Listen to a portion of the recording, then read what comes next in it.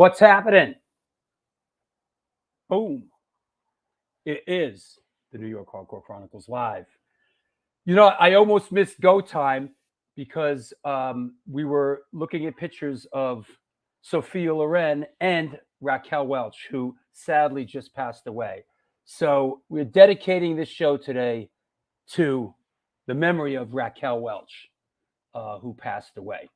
So that said, for those younger people out there who may not know about Raquel Welch, there you go. There's a little Raquel Welch for you. All right. I worked with Raquel Welch back in the day, actually. I worked on a commercial with her, you know. Yes, Raquel Welch passed away. Yep. Here she is in her loincloth. I worked on a Crystal Light commercial in the 80s, probably mid to late 80s, directed by Richard Avedon. If you know who Richard Avedon is, the famous photographer, he did commercials as well. And so yeah, I worked on a set with Raquel Welch at Silver Cup Studio. Yes, she was smoking hot till the very end. Absolutely. So yeah. Yep. Rest in peace, Raquel Welch. Now, not to be confused with, here's another Raquel. Listen, and I'm not trying to throw half-naked pictures of women up here, but, you know, it's Raquel Welch, so cut me some slack. There's Raquel Welch a little bit in her later years. Yeah, that's right. Mother Jugs and Speed. That's right. Yeah. Yeah, right. Shout out to Women of the Pit. Oh, God. You know what? Raquel Welch, not to be confused with, and here's a shot from 1955. Pah! Sophia Loren. Ha! Yo, Sophia Loren is so phonic. Like, I'm like ready to throw myself out the window over this. Like, woo! Yeah. Sophia Loren is like almost as fine as my girlfriend. But those, yeah, right? Like, good Lord. Mucho caliente. Muy caliente, bro. God damn. Anyway, this is the New York Hardcore Chronicles Live, and we are sponsored by New York Hardcore Comics, The Organic Grill, the Texas Silver Rush, DTFM Vinyl Distro, Generation Records, 126 Hardcore Clothing, and Upstate Records. Yes, sirree. Yep. Yo. What you know about Claudia Cardinale? Hell yeah. She's in one of my all-time favorite movies, Fitzcarraldo. Yeah, Claudia Cardinale. Yeah. Yep. Absolutely. What you know about Claudia Cardinale, brah? What's up there?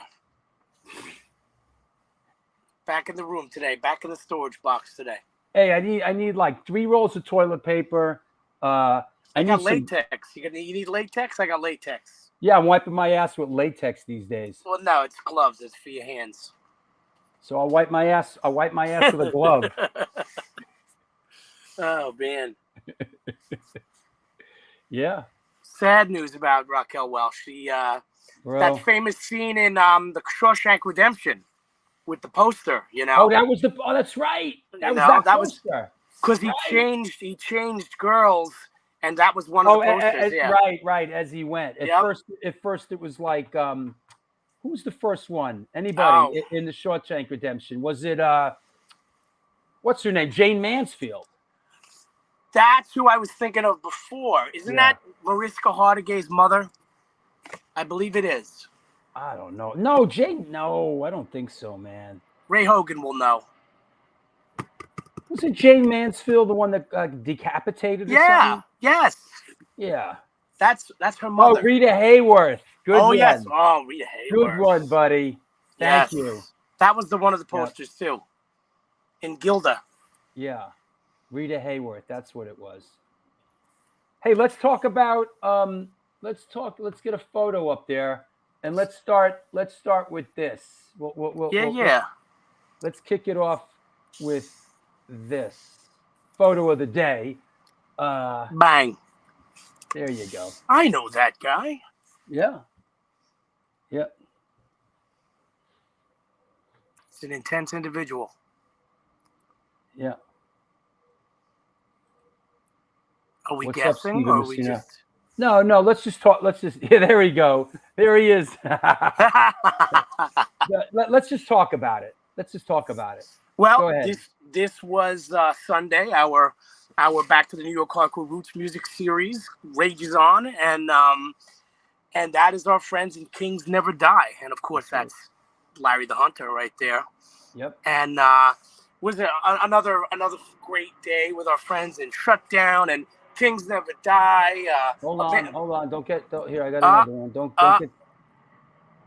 Here's one. We got to shout this guy out. Yes, Dan. Yeah. Dan Nastasi, who I think the next day, right? I think the next morning he went in something in his neck, some kind of neck surgery, because I know he said he was having issues with the nerve, like in his hand or something. So his wife posted it. Apparently, all the years of playing in Dog Eat Dog, and he had to get a couple of vertebrae fused together. So here he is the day after the show, getting his vertebrae. He told me he thinks he injured it from years of banging his head while he was playing. I believe it, man. You know, I hope he gets well soon for sure. Yeah. You know, and and they got great new music coming from them. You know, in fact, they were filming a video that night for that's right. For make them anymore. You know, which is a great one. They got a lot of great new songs from those guys. If you're watching, Dan, we love you, and don't move your head. Speedy recovery. You know, if you're watching, don't move your head. The not so secret weapon of Kings Never Die is this thumper right here. There you go. Deluxe. Yep. Who's about to become a busy man this year, I think. Yep. As Biohazard's getting ready to do big things, you know. Scott Earth talked to him last night. All right, he's doing good. He just sent me a message. I told him I would shout him out on the show. Nice. And he just sent me this. Hold on. He just sent me this, and he said, "Thanks, dude. I'm up against it right now, battling through the pain. Love you, bro. I'm loved. Battling through the pain. This one's called battling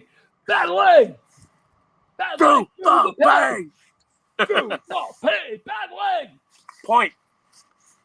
Battling. Through the pain. And here's another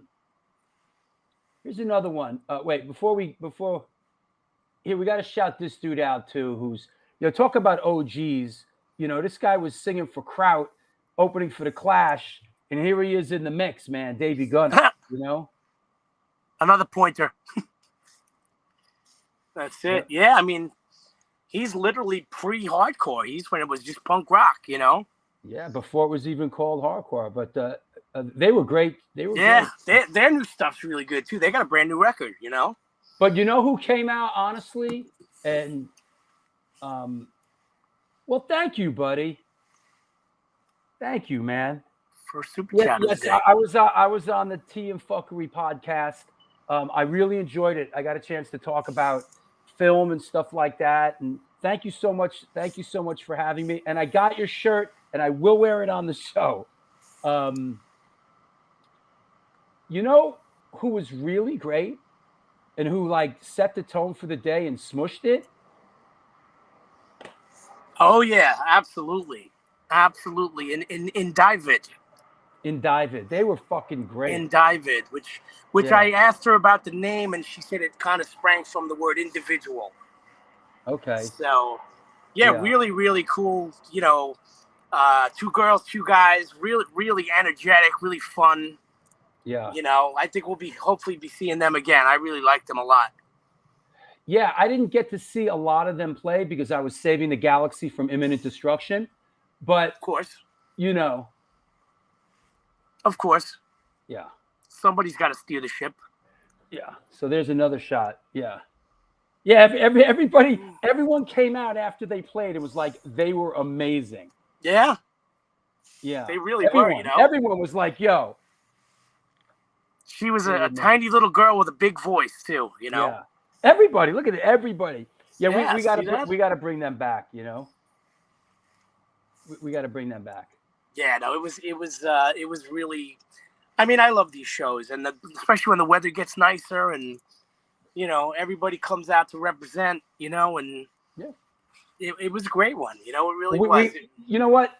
While we're here, let's bang this out real quick. Speaking of shows and speaking about what's coming up, in a couple weeks, really, like what is this? This is February. 2 weeks from Sunday, right? Yeah. Awesome. Right? 2-man advantage. First New York City show in 5 years. Enziguri, Fuck It, I Quit, non-residence, which is always a bash. Oh my God. On a side. A couple weeks after that, not at the Bowery Electric, but at Berlin, a very special show with our old friends, Channel 3. They're celebrating the release of Channel 340, the anniversary box set. Incendiary. It's going to jump off tonight. And War Orphan featuring Richie Sipp, who used to play in Sick of It All, with the Slashers and Regicide. Slashers are awesome, by the way. A couple weeks later, back at the Bowery Electric, Go, first New York show in 12 years, Crazy Eddie, Down Low, Crippled Urn, and Chumhuffer, and then the big banger in the park with Leeway, Rebel Matic, Butterbrain, Winterwolf, and Scott Hellen's Army of One. So, that said, get your shoes and socks on, kids. Jesus, we got a lot going on. We got a lot going on. You know, I ran into the bass player from 2-Man Advantage in the city on Saturday. Is that right? When I was walking into Little Italy to get a sandwich, I was putting a cereal post sticker. How do you recognize someone like that? He was standing right behind me. Got a shout out. Hey, Sean Refuse, man. Hey, what's up? Sean Refuse, you ready? You got Sean Refuse, you know, headlining. Don't be confused. Sean Refuse and Chumhuffer is headlining this show, but they're playing first. Anyway. Awesome. Yeah, man. So anyway, so how do you recognize He recognized me. I was putting a Serial Poet sticker on the front of a record store pole, and I turned around and he went, "Hey, Hardcore Shutterbug," and I'm not used to seeing them without their hockey jerseys and the whole thing, and it was the bass player from 2-Man who I love. You know what? Nobody says hi to me or nothing. I look at some like vaguely looking hardcore dude, and he'll be like, and I'll be like, nobody says shit to me. They fear you. It's better to be. I'd rather be feared than loved. Exactly. Just look away. Walk away. Just leave the gas. That was all right, in fact, man. And the last thing I'll say is that, in fact, we're talking about Raquel Welch. Is I made a point to go to Little Italy that day because this amazing Italian like cheese spot is closing after 130 years. A place on the corner. Yeah, Oliva, it's called, right? Yeah. And that's why I made a point to go and get a sandwich. And so it was really cool. It was a place that Vinny Stigma and I actually would go to every now and then. So, right on. But yeah, all right. Great weekend. And now we'll see everyone in 2 more weeks. So I'll see you in a bit, bro. Absolutely. Peace. You asked for it, you got it. This is the New York Hardcore Chronicles Live, and we are sponsored by New York Hardcore Comics, The Organic Grill, DTFM Vinyl Distro, Generation Records, 126 Hardcore Clothing, Upstate Records, and the Texas Silver Rush. They're a jewelry designed from a boutique store located in the birthplace of the Texas country music scene in Fredericksburg, Texas. They specialize in working with musicians in all music genres to design and create unique one-off pieces, as well as to style them for stage, album covers, promo photos, and, believe it or not, social media exposure. Their client list includes Rock and Roll Hall of Famers Greg Rolle, Ringo Starr, and, of course, Agnostic Front. Information and online sales are being taken at their Facebook and Instagram page, and of course, www.thetexassilverrush.com. Come on now. Upstate Records. It's a New York-based DIY independent metal and hardcore label founded in the year of our God, 2017. They broke into the scene with their inaugural 26-band compilation in 2018 and since have churned out over 80 releases. Goddamn electric in their brief 5-year history with such notable artists as Leeway, NYHC, Sub-Zero, Brick by Brick as part of their roster. Upstate Records maintains and focuses on upcoming artists as well with such artists as These Streets, Kind Eyes, Bovis, Life of Crime, and many more. In 2023, look for new releases by Mark Rizzo's new band Revenge Beast, Carl from Earth Crisis Freya, Fury of 5, Angry Corpses, and a few more surprises that are in the work. Check them out at www.upstaterecordsnewyork.com. That said, let's bring our guest on. Is everybody all right in the chat room? Everybody all right? Hey, what's up, Matt Melnick? Good to see you at the show the other day. That's it. I'm just going to do that the whole show. If you see me in public, don't talk to me. Just go like this. All right? Not talking to people anymore. Fucking done. Hey, what's up? That's it. Hey, Vinny Doke. All right, let's clear the deck. What the heck? Come on, let's get serious here. You know, enough of these shenanigans. Here we go. Today's guest is a multi-instrumentalist, producer, and recording studio proprietor hailing from the Empire State of New York. As a musician, he is known for his work with the bands Altercation, Absolution, Running Like Thieves, Bench, One-Sided War, Real, The Press, Stillborn, and of course, Supertouch. At the producer helm at his 6'3" studio, he has worked with the bands Burn, Crazy Eddie, Counterblast, While We Wait, and many others. Please welcome, coming at us from Brooklyn, New York, Mr. Andy Guida. Hey, man. Yeah. I'm not going to talk. I'm just going to do this. Yeah, we'll just do it. Forest Hills, Queens. Originally from Brooklyn, but I'm in Forest Hills. Are you in Forest Hills right? You're in Forest Hills right now. I'm in Forest Hills right now. This very second. It's where I live. I grew up in Brooklyn, right near Fastlane Studios. So wait. Wait, before we go any further, so you posted that photo of Raquel Welch in the loincloth. There's a little known fact about that loincloth. Man of War, she lent Man of War that loincloth for the early photo shoots. You know, you can believe it or not, whatever. There you go. I was born in Forest Hills. I remember that. Yeah. So we're practically paisans. We're like, yeah, brothers from different cities and neighborhoods and everything. Yeah. That said, let's get cracking, man. Yeah.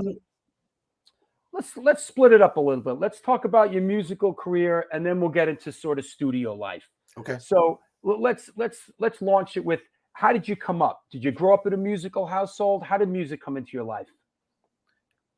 My mom played piano. Yeah, I did grow up in a musical household. My mom played piano. I grew up with the piano in the house. Thought it wasn't cool to play piano. That was stupid. Didn't realize like every record I was listening to as a kid had a ton of piano on it. And my mom always sang, my sister sang, like Christmas Carol, all that kind of stuff. My earliest musical memory is Stevie Wonder when I was like 3 in 73. So I've been pretty obsessed with music as long as I can remember. I mean, when I was 6, my favorite bands were Casey and the Sunshine Band and Kiss. What was the great Casey? What was Casey? I'm your boogeyman. I'm your boogeyman. I mean, come on, shake your booty. Yeah, I'm your boogeyman. Yeah. All those like thinly veiled cocaine references. Yes. I'm your boogeyman. Shake your booty. Yeah. Not so thinly veiled. Yes. I think Casey and the Sunshine Band is still at it, man. Casey is still out there doing it. Yes, he is. I think he is. Like, he does like the Miami cruise. You know, he does like shit like that, you know? I think so. And sadly, Kiss are too, I think. Yeah.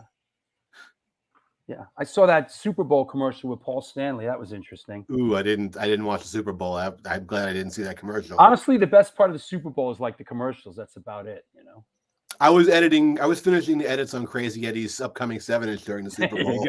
I'm not really a sports guy. There you go.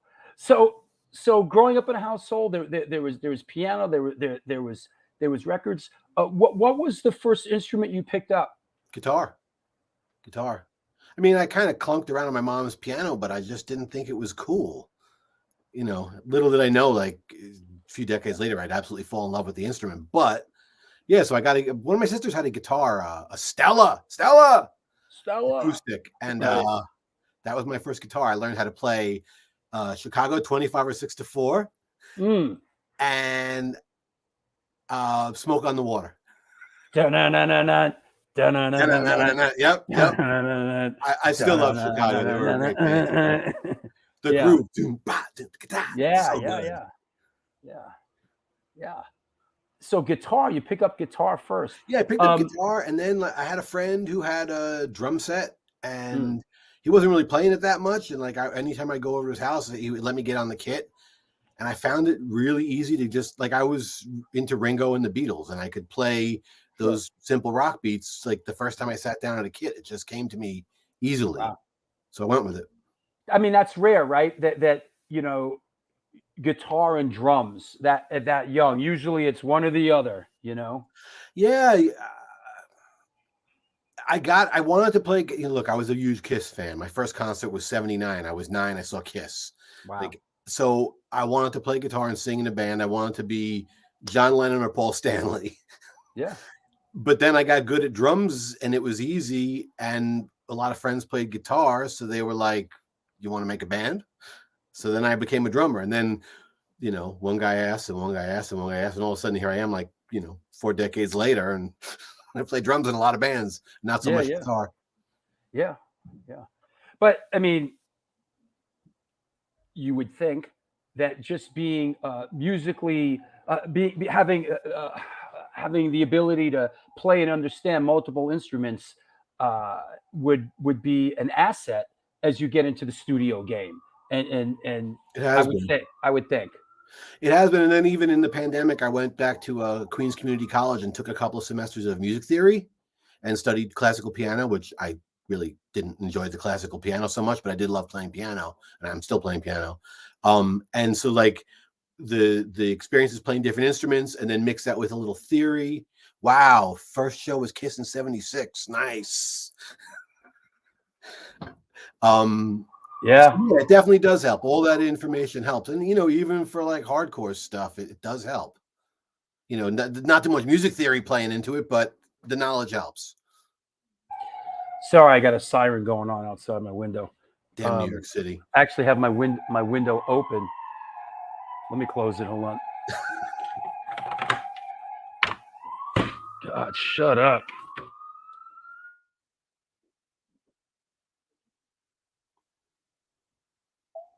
Mercy. It's a city, baby. It's a city. Fuck. I live, I'm facing like a major, I'm on 86th Street, so okay. It's going off. It's loud. So at what point did you kind of get going playing with other people, and how did that kind of? So I was friends from junior high school with Dave Baskin, who was a drummer in Stillborn. And his brother was going to Brooklyn College and knew some guys that were going to Brooklyn College. This is weird. Like, we used to go to Brooklyn College. Don Kay, who I think is like a music writer now. Yeah, I know Don. Yeah. Sure. Yeah, so he went to Brooklyn College and he had a radio show on Brooklyn College's station, which didn't broadcast anywhere except to Brooklyn College. And it was like just on the block. Yeah. And he had this underground metal show, and he would, like, I remember he used to play Celtic Frost and all that kind of stuff, Hellhammer. Like, he was turning us on to those music. So through Dave Baskin, through Don Kay, he knew these other guys. One was Terry from Stillborn, who were going to Brooklyn College, that wanted to do a band. So Dave was a drummer. I was a guitar player. I mean, I was also playing drums, but at that point it was like, well, if I can play both, any way I can get in a band, what the hell, let's do it. And so, how old were you? Started Stillborn. How old were you? 15. I mean, maybe I was 14 when Stillborn started, but I was 15 when we recorded the Dying for Progress demo. And that was like 1985, right? It was 85, yeah. Wow. Yeah.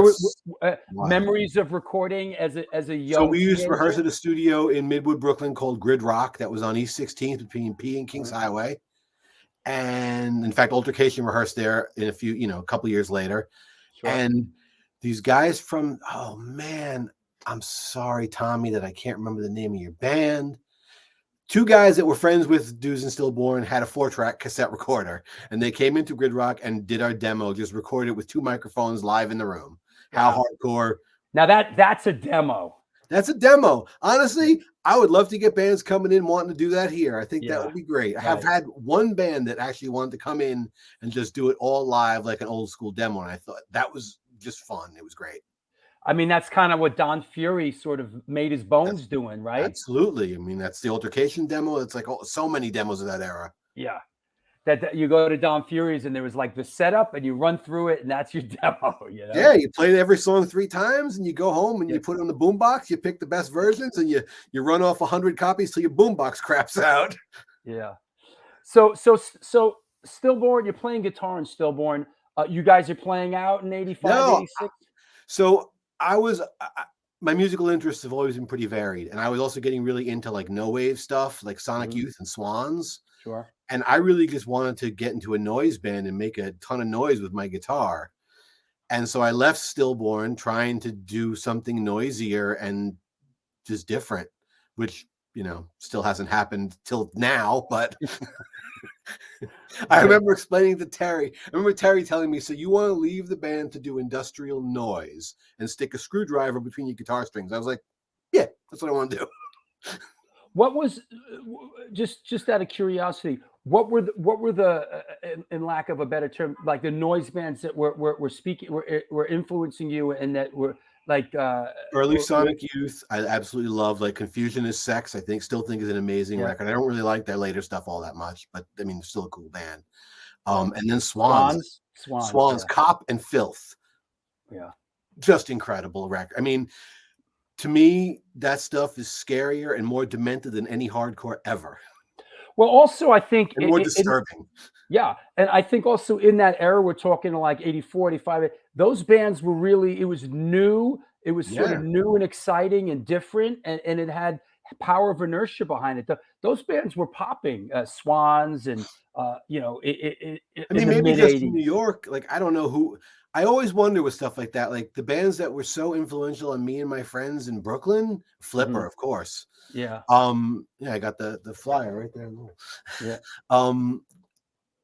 Like I always wondered how big were those bands in the rest of the world. Yeah. Then that even plays to bands I did, like leaving hardcore for a few years in the 90s and coming back to it in the late 90s and discovering that it had gone on to become this huge thing, and that like Altercation was a band that was getting props. I was like, really? I had no idea. Hey, what's up, Matt? Boy, got your neighbor, hardcore kid. Got your neighbors chiming in. So I moved on this block and I see this dude with a neck tattoo, and I'm like, that's got to be an old hardcore dude. Sure enough, it is. Welcome to the neighborhood. Yeah. Just kind of doubling back, Larry the Hunter says it's true. How many hardcore bands where the demo was the best thing they ever did? So many. I mean, look, if Altercation had done a record, I don't know, would it have captured that same energy? Probably not. Right. I think that some bands, the first thing they do is the best. There's that old thing about bands like getting signed, and you spend your whole life writing your first record, and you get 10 months to write the second record. Sure. Yeah. What they call that, the sophomore jinx. Yes, the sophomore slump. Yes. The sophomore slump. And it happens all the time. It's like the first record's great. The second record, Yeah, because maybe like I always imagine it's like labels start putting pressure on a band to, this worked on the first record. By the third record, they're like, no, we got to just do what we do. Yeah, right. But it depends. They settle down. But most bands by then, infighting, they lose a couple members. So it's not, and they self-destruct, and they're not the same band by the third record anyway. Right. Unless you're like Sick of It All or Slayer, where you're basically, no disrespect, doing the same thing every time, but it's great and people love it. But that's also, look, whether it's the stuff I'm going to listen to every day, doesn't matter, because it's amazing that you can stick to your guns, plant your flag, do what you do. Yeah. Yeah. And just continue at it. That's pretty fucking cool. Yeah. Yeah. Hey, even like a band like U2, it's been this. I don't like U2 except for the early couple of the records. It's really cool that they're still the same band. Yeah. Yeah. Astoria Lou says hi, by the way. What's up, Astoria Lou? Yeah. So, yeah, it's like, what's that? He gave me a heads up on a Leeway release. Maybe I shouldn't talk about that here. Yeah, I know about it. The one that Generation Records just put out.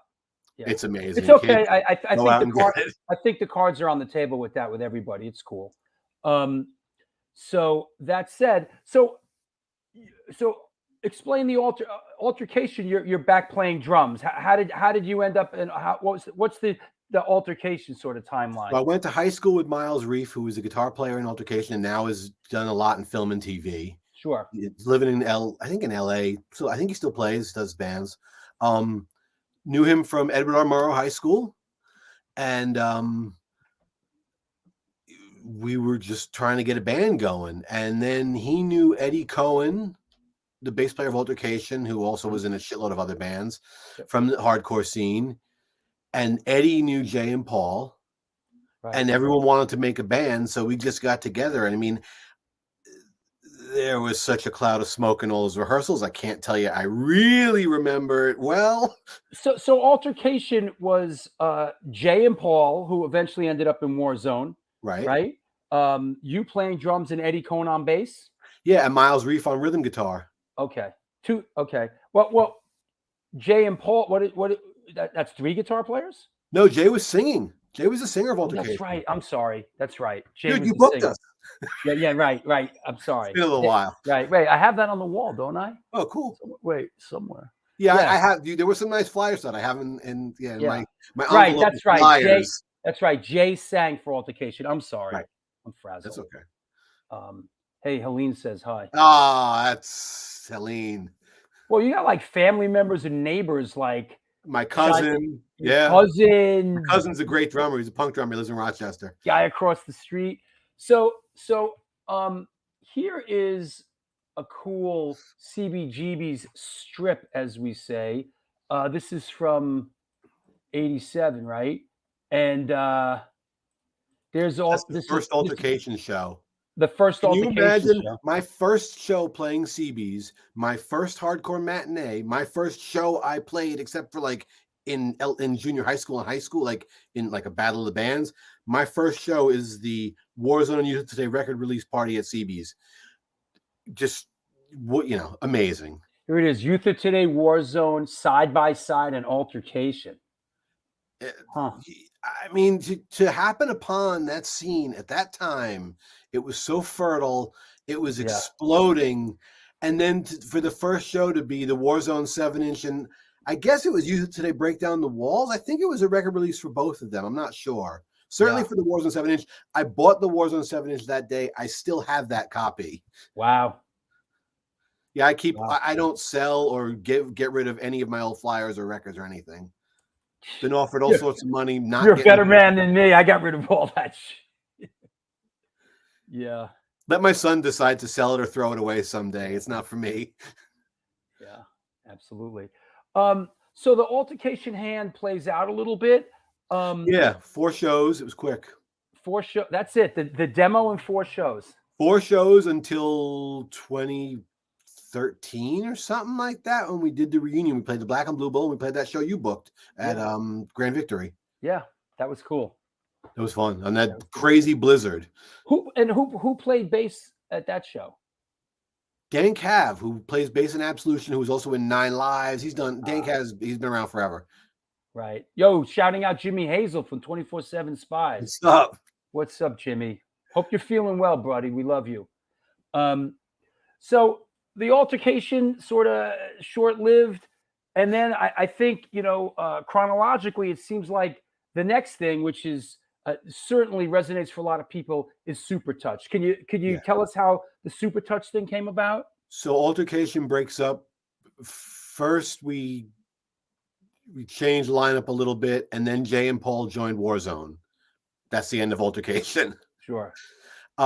Mark Ryan liked my drumming and had asked Jay for my number and called me up. Wow. And it was fun. It's funny because I remember when he called me and talking on the phone and being like, so are you guys a straight edge band? Because I don't really want to be in a straight edge band. Right. And he was like, well, I am, but we're not really. And so, we ended up getting together. And once I heard the stuff that Biv was writing, I was like, I definitely want to do this. And we had a lot of the same influences in hardcore for sure, but also in the rock stuff that we were into. And quickly started realizing we wanted to do something more than just be, like, yeah. Well, I mean, also from what I understand, Supertouch kind of came out of the ashes of Death Before Dishonor, right? Yeah. I mean, I can't tell you I know a whole lot about that because it's before I was in the band, but right. I know they did one show as Death Before Dishonor, like the flyers or something like Death Before Dishonor is now known as Supertouch. And yeah. Mike Judge was still playing drums for them at that point. Right. And then that, I really don't know how I mean, I'm assuming Mike was doing Judge, and so he wasn't so available. Right. And then they needed a drummer, so Mark got my number and asked me. But is it Supertouch is on the Way It Is comp, right? Searching for Supertouch on the Way It Is comp. I don't play drums on that. That was recorded. They didn't really have a drummer at that point. They didn't even have a bass player really. It was just Biv and Mark and trying to get something going, and they were asked to be on that comp. And obviously, how could they pass that up? So they figured out a way to get it done. I see. So you kind of step in, and then the Supertouch. This is from this is early. This is January 2nd, 1988. This is pretty cool. This is up at the Anthrax, up in Norwalk. Yep, that was like CB's and the Anthrax were our two home bases. We played both of those places 13 or 14 times in the 3 years that we were a band the first time around. Yeah. And that, I can't say enough good about the Anthrax. That was so cool. I mean, there's funny things I remember, like it's a straight edge club, and at the end of the show, the floor is absolutely littered with Mountain Dew and like Jolt Pepsi bottles. Jolt, right? Jolt and Mountain Dew bottles. So it's like you're straight edge, but you're getting completely jacked up on caffeine and sugar and slam dancing like a maniac. All right, whatever. But the shows were great. They treated us well. It was really a cool place. Yeah, the when I interviewed Sammy Siegler for the New York Hardcore Chronicles film, one of them, or for something, and he's like, Anthrax had Jolt Cola. Like Jolt was like a big thing for them, Yes, they must have sold a lot of Jolt at that place. And our Connecticut friend Ray Hogan says it seemed like you were at the Anthrax every other week and always great. Like you, Ray. It certainly felt like we were there every other week. I mean, the first Supertouch show with me is at the Anthrax in 1988. I mean, like I had played 4 shows with Altercation, 2 at CB's, 2 at the Pyramid. I really had no experience playing shows. And now we're going up to the Anthrax to play. And people went fucking bananas for us from what I remember. Yeah. And I was like, wow, this is pretty great. Yeah. Did people let me rephrase it as a statement. People took to Supertouch kind of right off the bat, right? Yes. But, I think, like I said before, it was a fertile time in the scene. Like, I think if you were a band, good or bad, if you were playing those shows, people were going to take you right away because there were so many new kids coming into it, and it was just a really exciting time. But, yeah, Supertouch, I guess I kind of got, like, fooled into how easy it was to get a band off the ground because the first 2 bands I play out with, Altercation and Supertouch, got popular very quickly, very easily. Yeah. I had no clue that actually it takes work for most people. Yeah, that's a slippery slope, Very. As being a veteran of being in bands, it's interesting. And even I saw Frank Zappa talking about that, how like, he'd hire people to be in his band, they do a tour, and people think, oh, they're cheering for me, and they go off and find it's not that easy. It's no. And I've dealt with it in my band. People people who've never been in a band. We get them in the band. We're doing big things. They have some crazy, reason they split the band, thinking, "Oh, this is easy. I'll just start another," and you never hear from them again. Look, there's one thing I can say about that: Peter Criss's solo career. Yeah, right.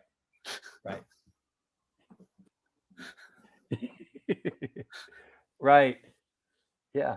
Sometimes it's different people bring different things to the party, and that's what makes the whole.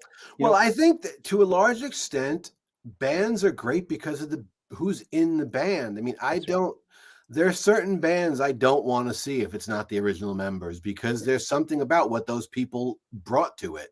There's an energy, there's a musicianship, there's so much of it.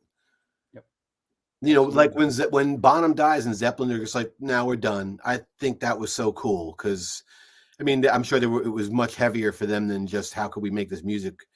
Like it's not going to be as good with anyone else. It's probably way deeper than that. It was a dear friend, but you got to respect the band at that level to be like, we're going to just leave the money on the table and call it a day. I'm old enough. I remember when that happened. Me too. Of course. Yeah.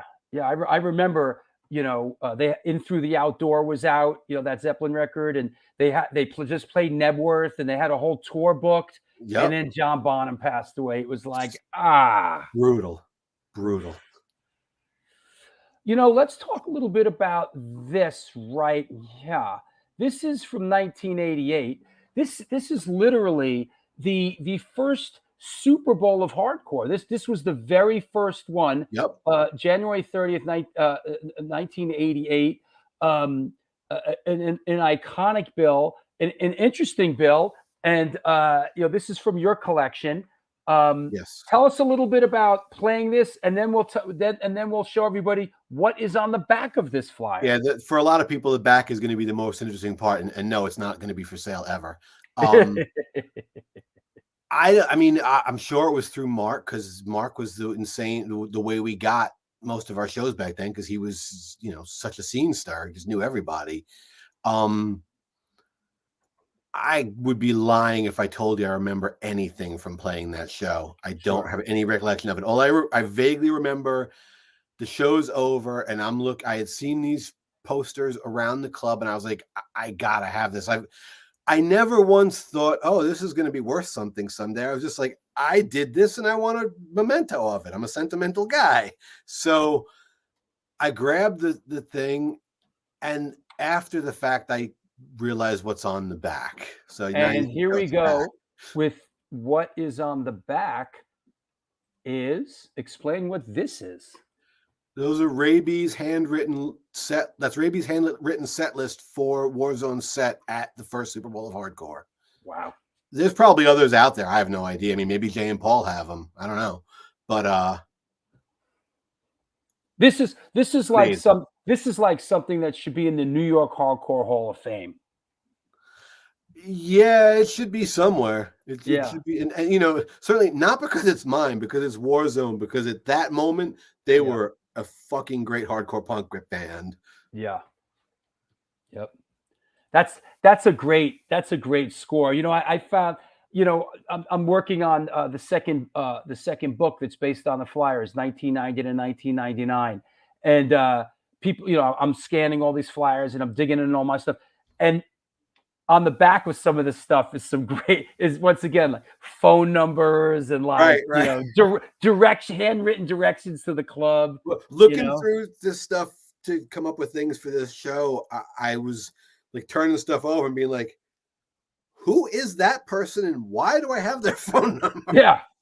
I found Saab's phone number on the back of a flyer that I was scanning. I'm like, wow. in his handwriting, Saab, like, yep. Yeah. And for those, of course, here's another flyer from that show, because there's a couple of them from that day, but this is one that people might recognize. Here's another one from that day. The Super Bowl of hardcore at the Ritz, Saturday, January 30th. So be there and ready to play hard. I've never seen that flyer before. Oh, no? I mean, maybe I saw it back then, but I don't remember it. Yeah. At the Ritz, man. What an amazing place. I like the football. I like the football on the top right. Yes. The poorly drawn football. Football. Like, is that a donut or I think that's a jelly donut, actually. Yo, shouting out our friend Ryan Bland from Ake. How are you, buddy? I hope you're well. Oh, I know Ryan. Yeah, for sure. Yep. Oh, people remember. Chucky Perez, it was a blizzard that day. He says, I was there. Okay. I believe you. I don't remember. Like I said, I mean, I really don't remember anything about that show. You're kind of like me, man. I played a lot of shows and some real big shows. I kind of don't remember a lot about particulars of shows that I've played, you know? I have weird memories. Like, so Supertouch. So Mark was always friends with Jimmy from Murphy's Law. And he gets us on a show opening for Bad Brains. And you'd think I would remember everything from that show. But what I at the Ritz. Yeah. The things I remember from that show are thinking it was so cool that they gave us pizza. I remember walking around the Ritz, eating my pizza, thinking I was the coolest thing ever because I was walking around this floor of the Ritz eating pizza that I got from playing the place. Like, you know, it's the little things in life. You know, it's funny. It's like, and I think it still happens. It happens with me every now and then. It happened when we just played out west. Once in a while, somebody treats you with respect and honorably, you know, like treats the band properly. And it's like, wow, I'm so used to, like, you know, sitting in a backstage room, you know, with nothing, cold, hungry, with not even, you know, hey, can I get a glass of water, please? You know? All right. So another funny thing about this show, like, I remember two other things: riding home on the subway with my cymbals in my case alone, feeling like, wow, I just opened for the Bad Brains, and here I am on the D train heading home to Midwood, Brooklyn, and that just felt so lame. And I go to get water for the band before we played, and Daryl Jennifer had been sitting on a seat on the side of the stage. As we were setting up, Daryl Jennifer gets up, goes away. I had ice that I needed to break up to put in the cups of water for the band. I break the ice on the chair he had been sitting at. And then now I've gotten the chair wet. Daryl Jennifer comes back to sit on the chair, and I'm like, oh my God, I'm so sorry. I got your chair wet. And he gets started laughing. He's like, man, don't worry about it. That's funny. I was green. I was very green. You know, it's funny you should bring that up because I can relate. You know, those days were like 1 second you're playing, you know, at the Ritz in front of, you know, people go, and then, you know, 20 minutes later you're at Grand Central waiting for the 7 train to fucking to go back out to Queens, like a real subhuman hunk of shit. You know? Yes, carrying my own cymbals in my little, like, mail bag, going back home to my mom's house, and like your head is is buzzing still from the loud music, you know. Absolutely, yeah. You're half deaf from the volume, and you're like, how was I just up there, and now I'm sitting here on the D train? Yeah, all right. Let's talk a little bit about this release here, which a lot of people kind of point to as being sort of the preeminent Supertouch release. Any perspective you can give us or on The Earth is Flat? I mean, the music's written by me, Joe, and Biv. Mark obviously wrote his lyrics and his vocals. We were rehearsing in my parents' basement at that point in Flatbush, a few blocks from Fastlane, actually. That record, I mean, Biv pointed this out to me a few years ago, actually, that we arranged that record in my mom's basement. I hadn't really ever thought about that. We rehearsed so much leading up to the recording of that record, the three of us, just to make sure we could walk in and nail it. And then, you know, we did some pre-production at Don Fury that Jordan wanted us to do, Jordan Cooper from Revelation.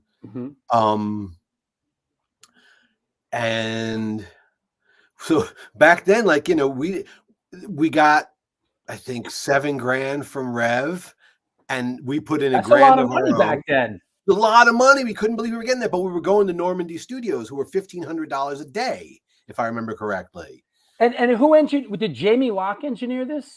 Jamie Locke engineered it. In fact, I recently got back in touch with Jamie Locke because I had this crazy idea of doing a drastic remix of The Earth is Flat. I mean, completely annihilating it, making it something different. But cool. Jordan went and checked the Rev vault, and he was like, "We only have the 2 tracks." So I got in touch with Jamie Locke. All they have is the mix down.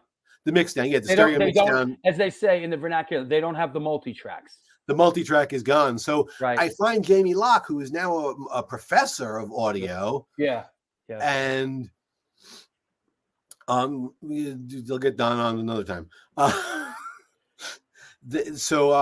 He was like, "Oh, they might still have the multi-track at the studio." I haven't actually gotten in touch with him, but so back then, we didn't have a lot of money to do the record.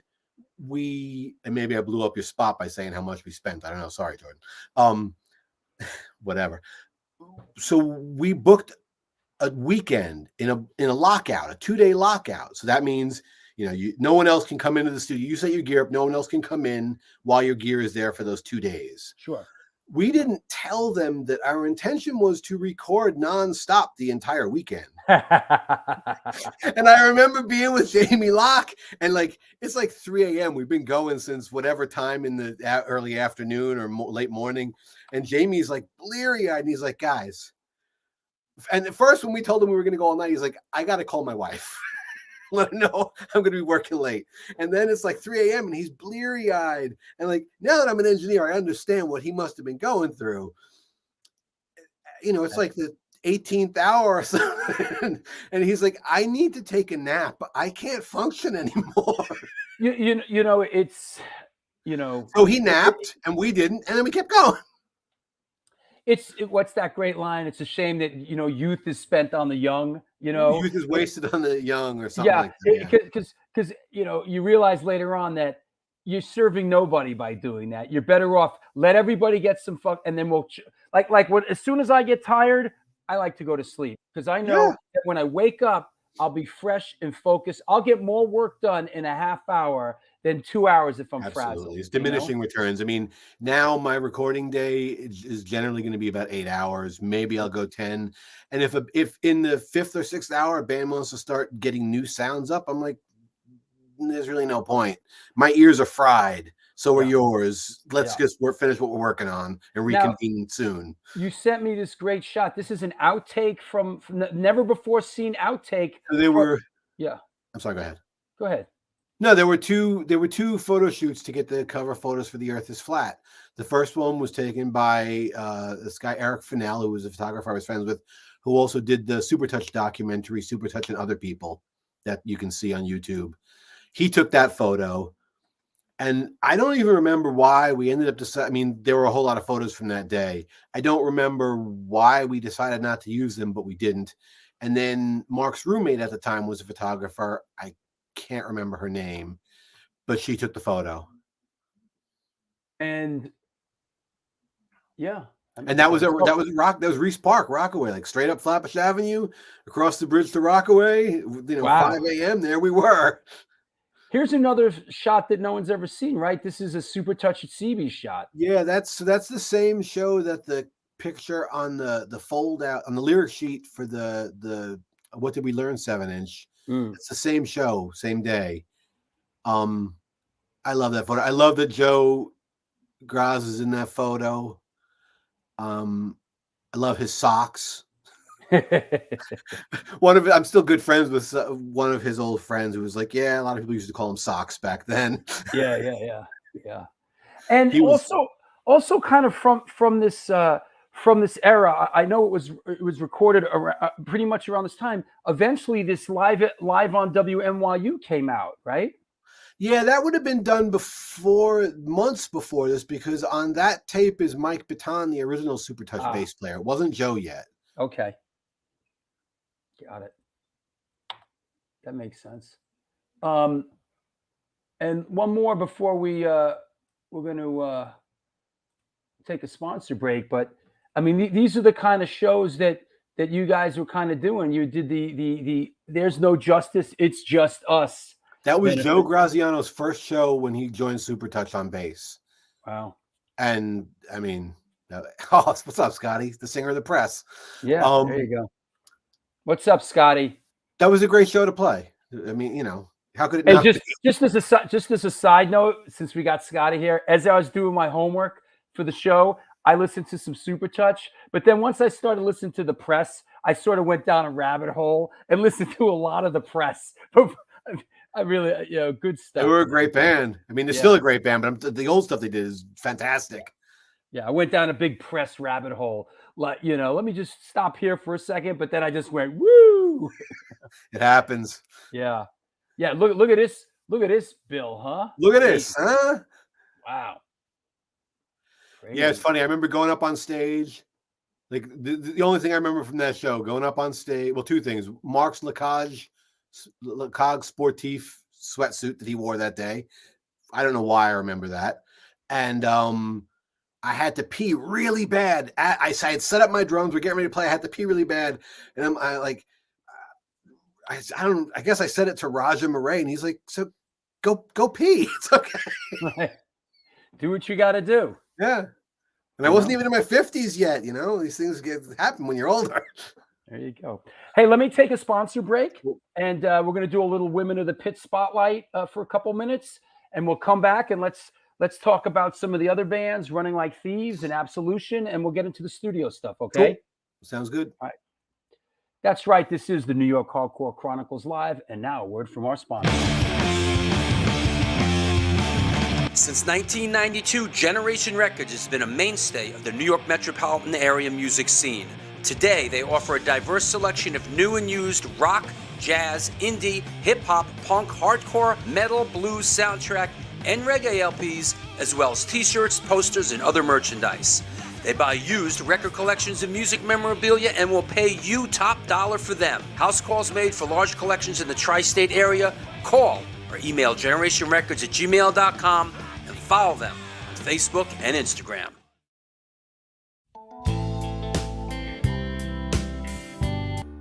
Hey guys, Vlad from Organic Grill. As you can see, we're in new location on West 3rd Street, right by Blue Note and Comedy Central. The place is bigger, kitchen is bigger, we have more varieties, more food. We are looking forward to treat you guys with great dishes. All Hardcore Chronicles, welcome to Organic Grill. We are going to serve all the events as we usually do, and we are happy to see you guys.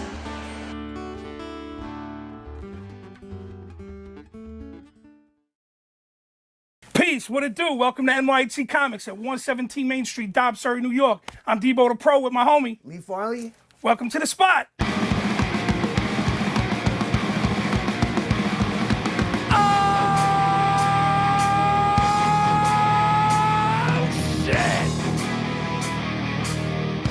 Specializing in yesterday's and today's comic books, rare CGCs, toys, collectibles. Got skateboards, old school tapes, Magic the Gathering, Warhammer. Video games, original art pieces by your favorite New York City and worldwide artists. Let's go. Skate decks all day, baby. We also have the young reader section here for like 10 and under. Pops. People love the Pops. Star Wars! We are New York Hardcore. We always rep the scene. Let's get it on.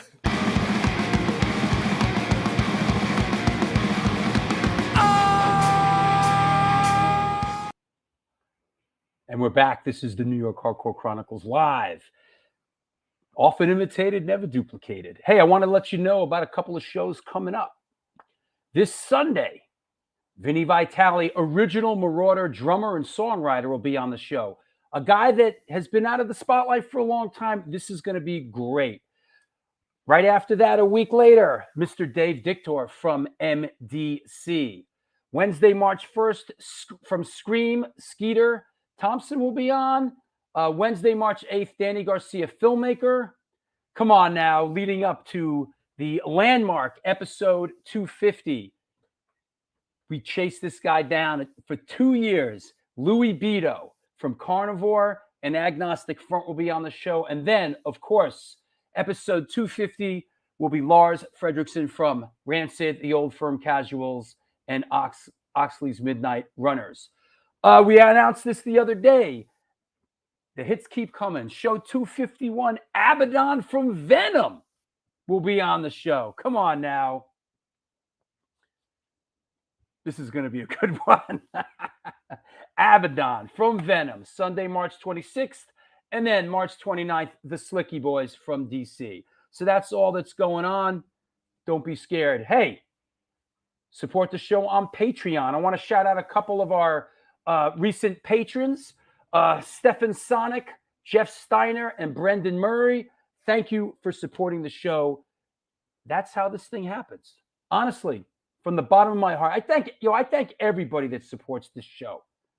I thank everybody that lets me live my dream and have a show like this and talk to artists and have you. And man, I'm a lucky motherfucker. I'm a napalm drama motherfucker. Yes. Phil Demo had to reschedule. We haven't figured that out yet. He had to go into the recording studio. So that said, no Kangol today. No, we took a break. Took a Kangol break today. That said, yeah, there is the Patreon page. Please join Patreon. Please support the show.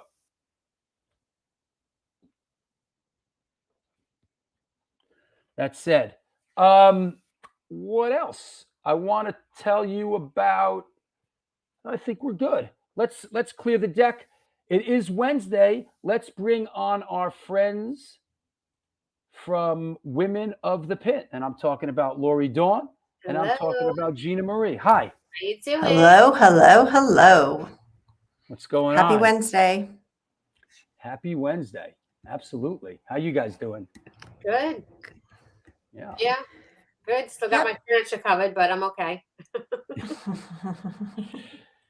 You know, Gina, we were talking about that first band that played on Sunday. And David, yeah, they were great. So great. She actually the singer Mary came to the fundraiser show that the Women of the Pit did in November just to come out and support and say hi. So I love seeing them live. Their energy was incredibly insane. And I look forward to working with them on projects in the future.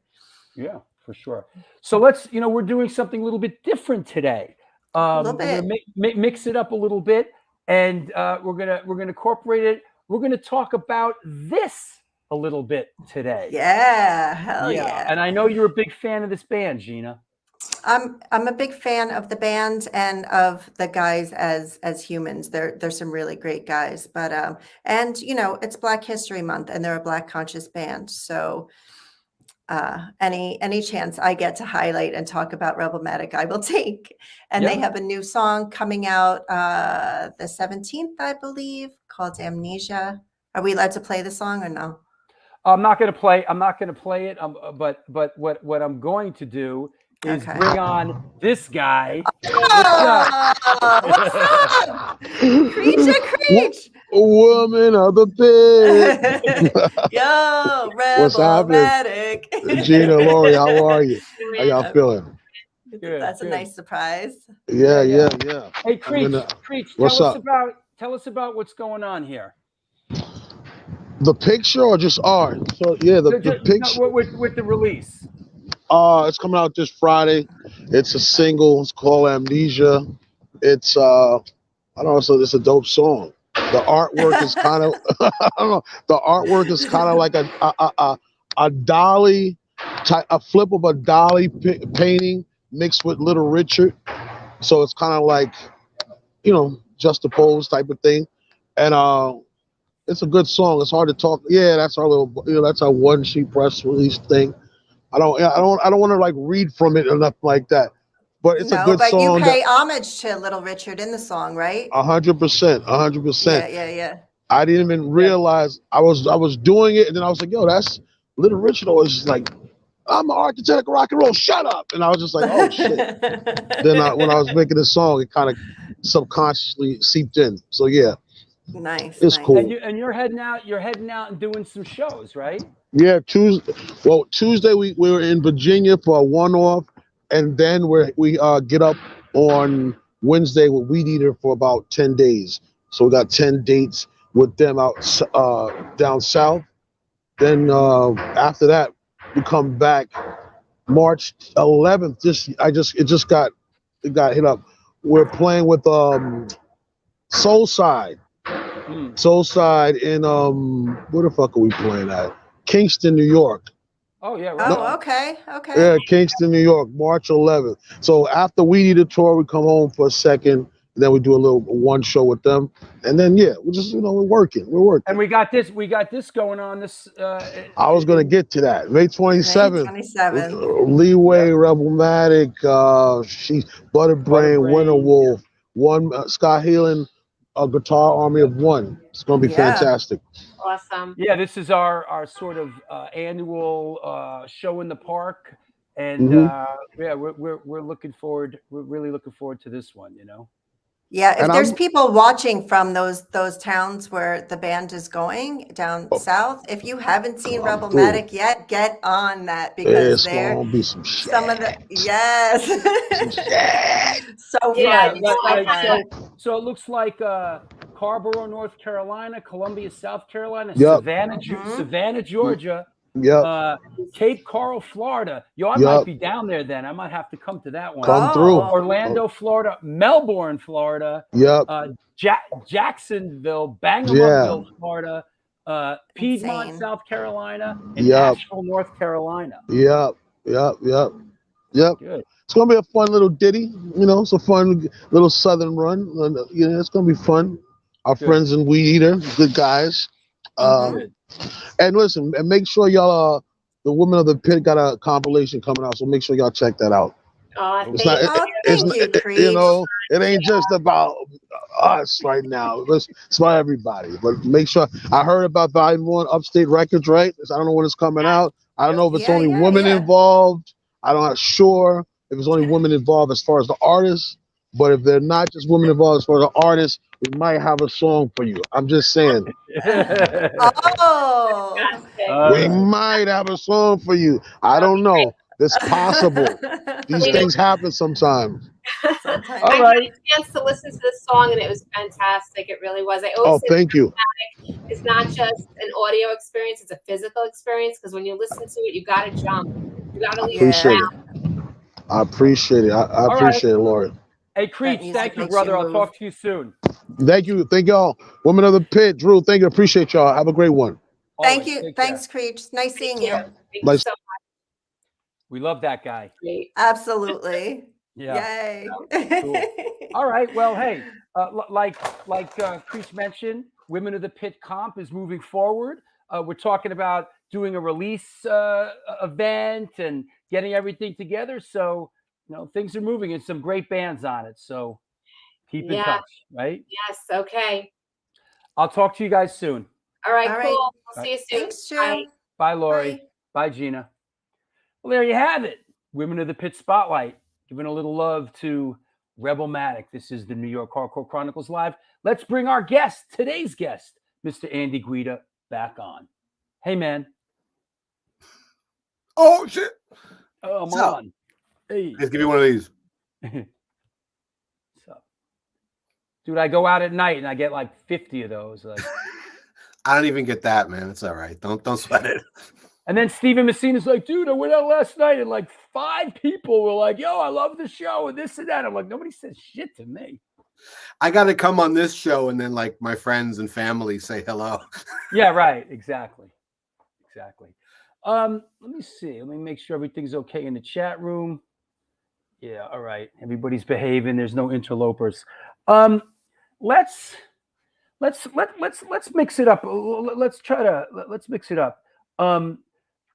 The Supertouch sort of winds down. Why is the hiatus taken? I'm not going to go into that. Okay.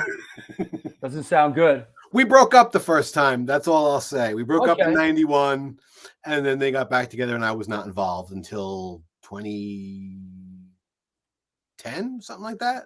Mm-hmm. And then I was not involved again after that, after a little while. That was a great show. This is towards the end here, right? 1990. Yeah, it's probably a year before we broke up. Amnesty benefit up in Norwalk, right? Yeah. Up at the Anthrax. At the Anthrax. What happens after Supertouch for you? What? So I was how- as Supertouch was. I mean, we were still playing, but I had hooked back up with Miles Reef from Altercation, and we were trying to do something a little more rock, maybe a little more metal, and is that real? That's real. That we ended up getting. We were trying to find a singer, and I asked my friend Bill Dolan from American Standard, who is still one of my favorite singers out of our scene, to sing, and he said yes. And then this guy Chris Welch, who I guess is still a documentary filmmaker. He did this thing called something like he got an internship at Columbia Music just as Nirvana was breaking, and was allowed to walk around the offices and film everything, and ends up doing a documentary on what happened with Nirvana. So he was also in the band, and we did a handful of shows, and then Bill left and Chris left, and we kept the band. Miles and I kept the band going. We actually got Jordan Pontel, who's in the press, to play bass. And it just kind of petered out after a while. I mean, basically that starts my years in the wilderness, in the musical wilderness. Like I could name 100 bands that no one's ever heard of that I was in. I was also doing session drummer work, just getting hired for playing gigs on Bleecker Street, stuff like that. Not really playing any music I liked, but at least I was getting paid for it. And then in '98, I got a call from Matt Warnicky that I want to join his band One Sided War. Right. Tell us about that. He calls me up, asked me, do I want to do a band? I don't remember if he sent me the record. Yeah, The Spiral was a dump. I don't know if he sent me the record or what, but anyway, I liked the music and decided, yeah, I'll do this and join up. And it was tough because we were having trouble getting shows. We ended up changing the lineup and deciding to become Running Like Thieves. So we go from One Sided War to being Running Like Thieves. And in the midst of that changeover, Matt and I were really getting on John Biviano to join up with us and do a new hardcore band. And we become Running Like Thieves. And then, we did a couple of records. Supertouch. Rocking old school hardcore, it says on the flyer. Yeah, and then also on bass was my friend Scott Heatherly, who was also in Sarcasm and Lament, another old scene guy. And we did two records on Livewire Records, and then we got to do this. My only European tour was in 2002, where we got to play. It was amazing. It was my first time ever going to Europe, and I got to see it in a van with a band. It was really cool. That's great. That's great. And you were well received over there? For the most part, yeah. We did 23 shows in 25 days in 8 countries. Wow. And, by the end of that tour, I could drink a lot of European beer and we could load and unload our equipment so fast. Wow. But the tour was great. I mean, there were a couple of shows that were really good. There were some clunkers, but overall it was really good. But then after that, we just couldn't keep it going. I mean, I think this is Germany. Yes. Yeah. Right. But we played in Hungary. We played all over Eastern Germany. We played so many cities. It was really fantastic. I mean, when you're on tour, you don't really get to go see a whole lot, but we got to see a bit, and especially because we were on a punk rock tour, we didn't have 2 nickels to rub together. Yeah. But it was great. Well, we've talked about this on the show many times about how on tour you kind of get into this routine. It's easy to fall into this kind of routine / rut of you go, you play a show, you hang out at the club late, you get in the vehicle, you go to the next place, you sleep, you wake up, you go into the next club, and you never really see anything or do anything. Yeah. And it's funny because you read books by straight up rock stars and they say the same thing. Yeah. It doesn't change. I mean, they have the added thing of where they're famous so they can't just walk down the street without getting harassed. Right. Yeah, it is a rut. And a few cities we did make it a point to get out and walk around, or a promoter would say, hey, you want to come see this or see that? We played a show in Hungary and the promoter took us to Budapest to check out some stuff. Right. And it was great. And I'm grateful I got to see it. Absolutely. Hey, let's switch gears a little bit. We can always double back, but let's talk about the studio a little bit. And Sure. what was your inspiration to start it, and how did that get going? So I was 14 or something, and I can't remember who told me that if you could use a pair of headphones as a microphone, because speaker will work in reverse. So I plugged a pair of headphones into my dad's tape deck and was able to make recordings. That's where it started. Just to be able to record jam sessions with my friends in the basement, then get a cassette 4-track. Then you move on to Pro Tools. Like 98, I bought you remember when they were Mac clones? There were like 2 years where Apple licensed clones of their computers. And I bought a Mac clone used that I got from a computer guy working at J&R Music World. Wow. Sold me his used Pro Tools computer with a cracked version of Pro Tools in it. And I started learning Pro Tools. Or at the time, Slow Tools, right? Slow Tools, yes. Yeah, I remember working on something with Jordan from the press years ago, and I had this idea of like a sound effect I wanted to do, and he was running Pro Tools on his laptop, and he's like, "Yeah, I can make that sound, but we're gonna have to let it render till tomorrow to do that." Right. Yeah. So either we scrap that sound and we keep moving, or Sure. So then I Avid comes out with the Digio 1 and the Digio 2, and I got into that. And then I was in bands. So is it safe to say that, like, in a lot of ways, the digital realm opened up the possibilities for you as a recording studio? Yes, absolutely. For me and a million people with good home rigs now. Yeah. Absolutely. It was definitely a great democratizer. Yeah. And you didn't have to deal. Excuse me. You didn't have to deal with. I got to get a board and this whole shit and exactly. And at one point, I did have a reel-to-reel. It was just a 4-track, and I was mixing down to that from Pro Tools. And I just realized, this is clunky and inefficient and doesn't make sense. And when Pro Tools went to full 64-bit, suddenly the sound just got so much better that there was no reason to worry about analog. Yeah. But besides the fact that I wasn't running any like good analog recording stuff. Was there a learning curve for you? Totally. But so how I got into it really, so I was in 97, 98, I joined a blues band with Mike Farrar from Fastlane. Right. And his wife Donna. And had that band for like 5 years.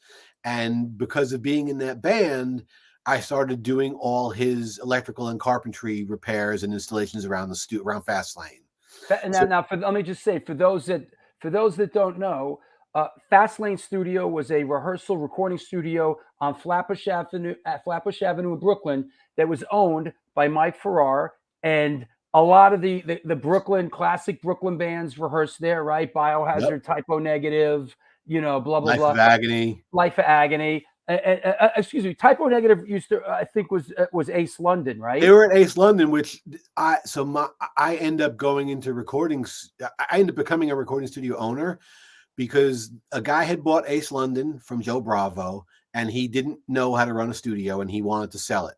And Mike realized that if he allowed a competitor to move into that space, it could hurt his business at Fastlane. And as you know, the recording room in Fastlane was a tough one to work in, because if you were trying to record anything quiet, you had a death metal band in the next room that was loud as fuck. Sure. So he always wanted to put the recording room somewhere else.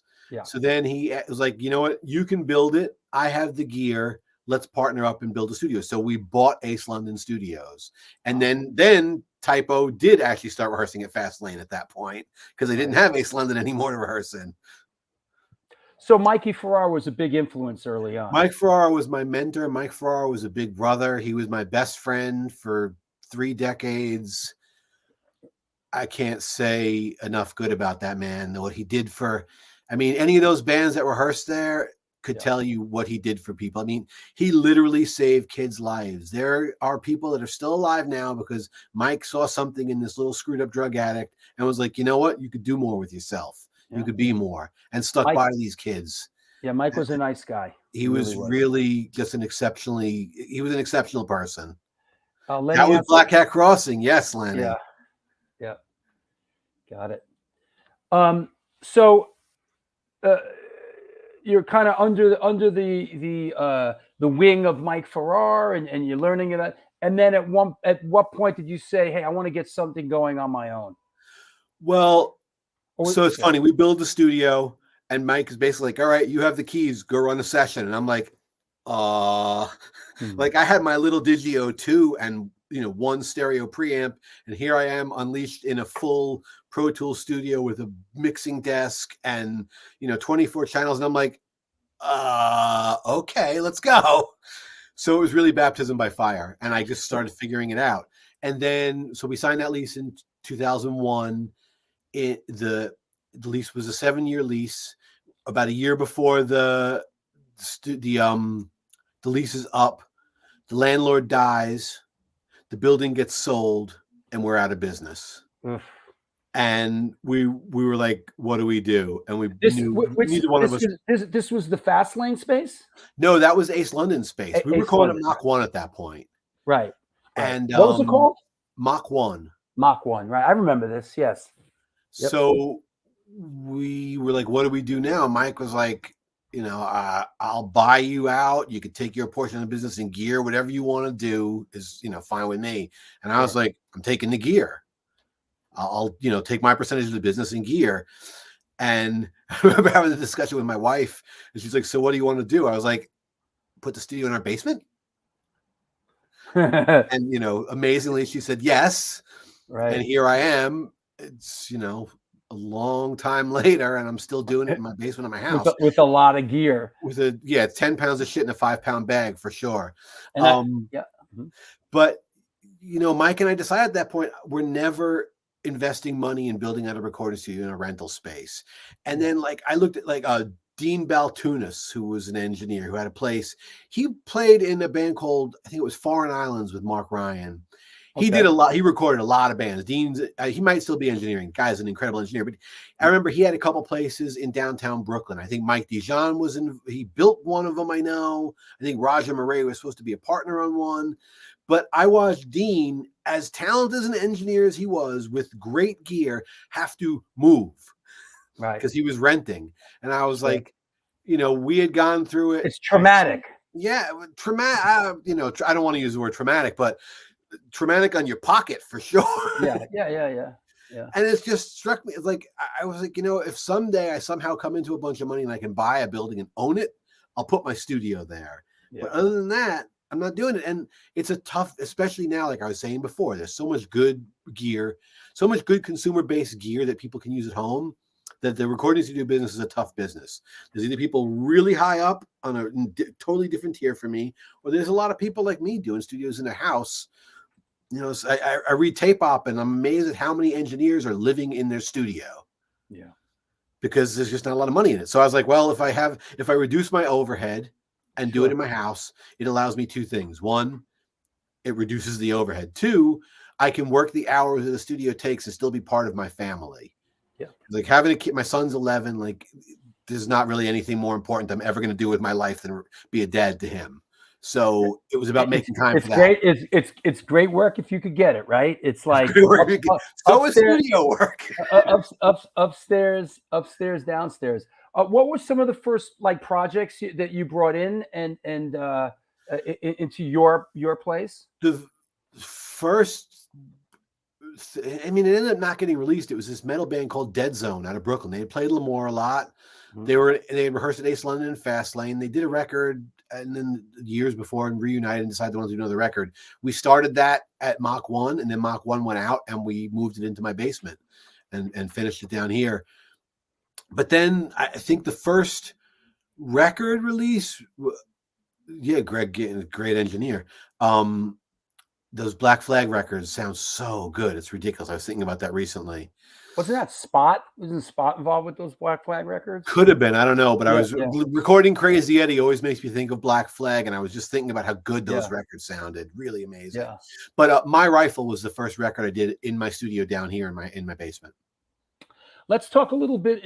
You sort of set it up. But, when I think about your studio, of course, I think about Crazy Eddie.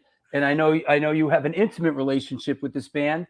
I came down and did some vocals on a track. Tell us a little bit about working with this band. We've done 29 songs now, I think they said, which is like 8 minutes of music. And yep, they're fun to work with. I mean, what can I say? We laugh our asses off when we get together. You know, Lenny walks in with some deadpan one-liner right off the bat every time and like makes me fall off my chair laughing practically. Mm-hmm. It's good. It's just fun. Like that's what the first, fuck those guys. Exactly, Michelle. So Lenny walks in for the first session with this new 7-inch and looks at me dead in the eye, real deadpan, and goes, "So Drew Stone ran out of people to get on the show, huh?" I was like, I can't even be insulted. That's so fucking funny, Lenny. Yeah, I mean they've been proficient the last couple of years. They're definitely part of our A7 Bowery Electric family. You know, they keep at it. They're just the songs are fun. They're fun. Great live band too. You know, they're great. They're great live. What is Mid-Sun? Is that a project you're working on now? Mid-Sun, we just put out a release. You can find it's on Bandcamp, Mid-Sun NYC, or you could find it on Apple Music and all the streaming sites. Yep. It's actually some guys I'm friends with from my neighborhood. I mean, funny enough, they're like one guy is Chris Wessel, who our sons were on the same soccer team. Why so not? Like soccer dad shit. That works. And we just kept talking, you know, we'd be hanging out at practices for these kids and talking music and realized we had a lot of the same influences. So what's up, Matt? So we decided to start jamming together, and we wrote a ton of songs, decided none of those really felt like us, so we're not going to use those. And we finished this release, and as we were finishing, and I had played bass on most of it, and as we finished the release, we hook up with my friend Chris Liang, who our sons have been in school since like kindergarten together. So they're just neighborhood guys I know. And Chris Liang does sound and audio for film and TV. He went to Berkeley. He's a great bass player. I'm actually singing in that and playing guitar and drums. Mid-Sun, yeah. You know, it touches on a lot of the things we loved about music in the 80s. I mean, it touches a little bit on like no wave, noisy guitar stuff. It definitely touches on a lot of rock and roll.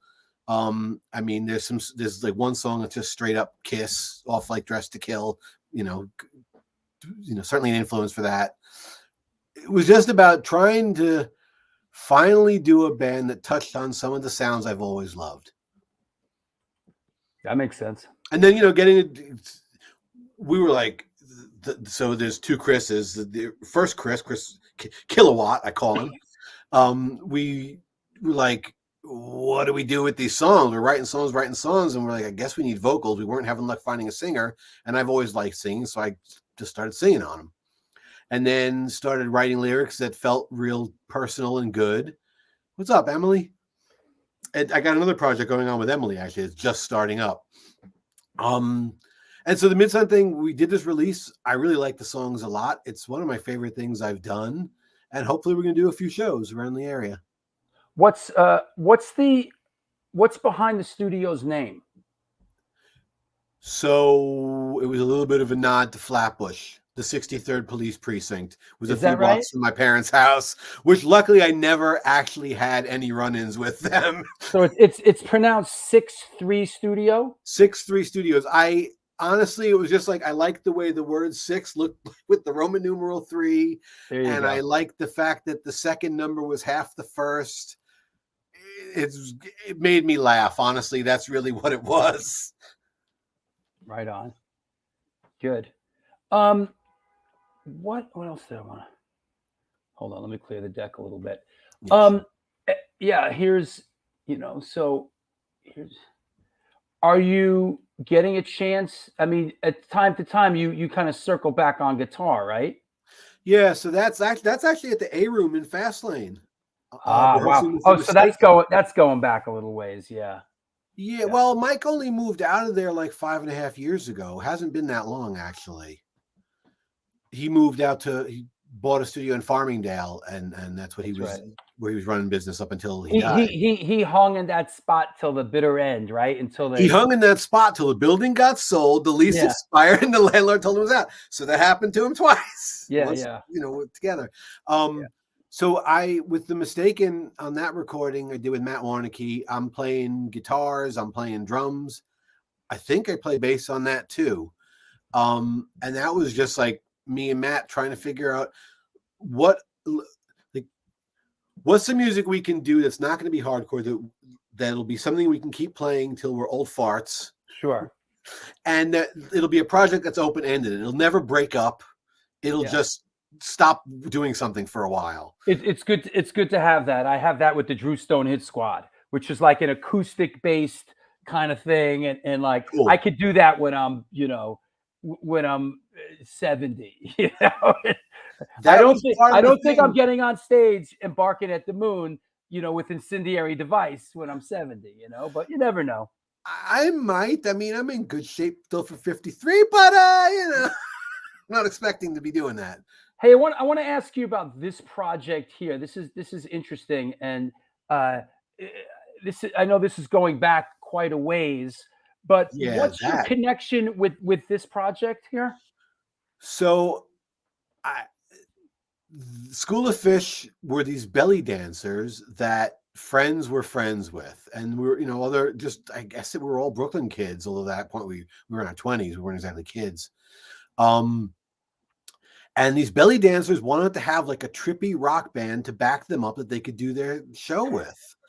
And so I was like, yeah, this sounds like fun. What the hell? I mean, I've always been looking for any different kind of music experience I could get. Sure. So someone just shout us out the Lunatics. It turns out that Theo Kogan, the singer of the Lunatics, and I were in elementary school at PS 152 from kindergarten to 4th grade together. And it was weird because I didn't know she was the singer of Lunatics till they were a pretty well-established band. And I was like, wait, that girl I went to, interesting. Yeah. It was always just, Not only is she a singer, but she's a very charismatic one. She's a charismatic singer. She's got an incredible voice. Like, yep. The Lunatics to me were always like, I honestly, I never once walked up to Theo and said, hey, we went to elementary school together. I felt like they were just on a totally different level of cool, and I was not going to be entering that level of cool. Like I met them various places, but just felt like you're way cooler than me. I'm not even going to start trying to talk to you. Why go there? Like, why go to the we went to school together? That's like hey, I used to mow your lawn. Like, I'm going to stay away from that. Well, then on Instagram, I actually did reach out to her because I remembered I had read the Lunatics book, and she talks about in 4th grade when her parents became Sikhs, and she had to wear a turban to school. She had to wear a turban all the time. And all of a sudden, Theo is in school with a turban. And like, I remember that. And then this other kid in class throws some chocolate milk, and it gets in her turban, and I end up beating him up. So I was like, Theo, I don't know if you remember this story, but because it was just so ridiculous, I had to try. And she was like, I don't really remember that story. She was kind of like, that wasn't the greatest time of my life. I don't really remember some of it. Wow. So you were backing the belly dancers. So I was backing the belly dancers. And then the crazy thing is, so we played the Pyramid. We played some art school on Lafayette, and we played at Nell's, the nightclub Nell's, which was I remember Nell's, sure. Upscale. I mean, to me, it was upscale, like reserved tables. Nell's was on 14th Street, right? Yeah, I think so. Is that right? Am I thinking that? Is that the right place? And like, those were the first gigs. Like, they booked us at that art school, and we got paid. I think I made $100 for the night, and I couldn't believe that I made money. What? Yeah, right? Because like, I had done Supertouch. We didn't make any money. It was like shocking to get paid for a gig, and it was just really fun to play with them. I mean, if they ever wanted to do that again, I would do it in a second. I mean, we're all a bit older now. Maybe we wouldn't look as cool doing it, but that was a lot of fun. I'm just sort of poking around at some stuff, and we're sort of just taking shots in the dark here. But this flyer caught my attention, right? This is back to the Supertouch era because it's at a place called the Outhouse in Lawrence, Kansas, which was one of the most bizarre and coolest clubs I've ever been at. I remember a few things from that show. I mean, one thing I found out, more recently was William S. Burroughs lived in Lawrence, Kansas, which is odd. But I remember seeing we were playing that show. I loved the Grimm, and I was so excited to be on the show with the Grimm. So that was cool for me. But yeah, we pull up, you're driving through cornfields. Yeah. And you pull up on this club and you're like, this cinder block building in the middle of a cornfield, literally in the middle of a cornfield, cannot possibly be the place we're playing. And you're like, who the fuck is coming to this show? Yeah. And then like there's some skinhead kid and a kid with a big ass mohawk. And we're like, oh, I guess this is where the show is. Right. And like, I remember that was my birthday. It was July 27th. I think I turned 20 on that at that show. And I remember sitting on the, it was a cool, weird place, Matt. I remember sitting on the roof of the van. Alan Cage, who was roading for us, and Mark had saved a special surprise for me on my birthday. I won't go into it. My son's watching. And I remember sitting on the roof of the van, looking up at the sky, and we see... Like we're looking at the cornfields and we see it's like all these cornfields, and then like something pokes up out of the cornfield and disappears. Pokes up again, disappears, and we're like, "What the hell is that?" And we're looking, and then we realize it's some kid with it's this Mohawk dude who I guess was really whacked, and so he kept like passing out and falling down, and he's making his way through the cornfield as he's like just collapsing, I guess, from being bombed. Just so weird. I remember at that show. Was this a tour like Underdog? That was it. So summer of '89, we toured with Underdog from here to California. The weird thing was we had to drive to Milwaukee to play.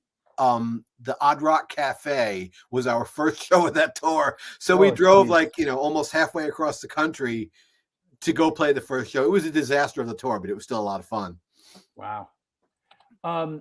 Another one that I think is worth commenting on is Supertouch playing with Fugazi in the jewel of upstate New York, Schenectady. Great show story about that show. Yeah, please. It was during a blizzard.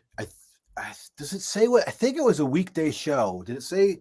Yeah, Tuesday. Tuesday show. Of all nights, the worst night of the week, right? Yes. So it's a Tuesday, and it's a blizzard, and we're driving from my Biv picks us up, picks me up in Brooklyn at my mom's house, and we're driving out to Schenectady, and we're like, is this show even going to happen?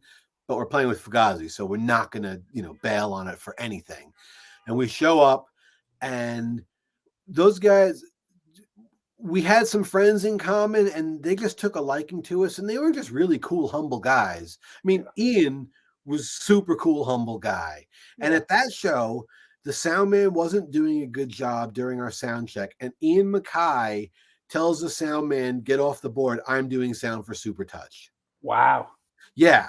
So Ian Mackay did sound for Supertouch at that show, which to me is amazing. That's a great story. I mean, I remember he was sitting backstage talking to all these young hardcore kids, telling them old stories. And I remember him telling the story of Bad Brains writing maybe Right Brigade in the Minor Threat basement, which makes me think of you talking about that tape you found of Bad Brains rehearsing in your living room. Yeah. And so he's this guy that even at that point used to have, he had such high credibility in our scene, and he was the coolest guy. Is that right? A story Lou says Ian mentions in the Revelation Hardcore book that he liked Searching for the Light. Someone recently told me that he had cited us as a band he liked a lot. And cool. They were really cool to us. They were really supportive. I mean, I remember when they played at Columbia one night, I think it was a weeknight show. We went up to see them, and they remembered us. Columbia here in the city? Yeah, Columbia University. Right. It's my neighborhood right here. Yes. Yeah. And they were just super cool to us. And it was humbling because we were like, I mean, we were pretty big at that point, but we were still like, you're the fucking guy from Minor Threat, and I'm just some chump. And they were so cool to us. Yeah. Yeah, you are the guy that set all this shit into motion. Exactly. You're the architect, or maybe Bad Brain's the architect, and he's right, but it's all right around the same time. But yeah, You invented this shit, and I'm following in your footsteps, and you're being nice to me. Wow. Yeah. As Rap Bones would say, heavy is the crown, you know? Heavy is the crown. Heavy is the crown. Hey, let me take my last sponsor break. Let me shout out a couple sponsors, and we'll come back, and we'll continue on our quest, and we'll take some questions from around the world, okay? Cool. See you in a couple. That's right. This is, if you're wondering what this is, it's the New York Hardcore Chronicles Live, often imitated, never duplicated. I hope you're well out there. I hope your loved ones are well out there. We are sponsored by New York Hardcore Comics, The Organic Grill, the Texas Silver Rush, DTFM Vinyl Distro, Generation Records, Upstate Records, and 126 Hardcore Clothing. They're a streetwear brand for restless individuals who don't compromise. They're about being positive, spontaneous, and true to yourself. For years, they experimented with several printing methods and materials and collaborated with a large number of designers and illustrators, always giving room for fresh perspectives while retaining the hardcore attitude. Get in touch with them. Ramp up your game at www.126clothing.com. Come on now. Looking for extreme music? DTFM Vinyl has got you, my friend. Located on 13th Ave in lovely Fargo, North Dakota, we have the state's best selection of punk, hardcore, metal, ska, oi, and, believe it or not, more. Can't make it in? Shop online from anywhere in the country at www.dtfmvinyldistro.com. DTFM Vinyl, where the policy still is and always will be death to false metal. That said, just a reminder, of course, hey, support the show. What can I tell you? You enjoy the show, please support the show. There's a Patreon page, and there's a PayPal address. There's also a super chat function. If you are watching this show in rerun, not live on YouTube, there is a subscribe button right there. Tickle, tickle, tickle. Please subscribe to the show. Also, if you have not, please follow the show on Instagram, on your communication, on your evil communication device at Stone Films NYC. Am I evil? Yes, I am.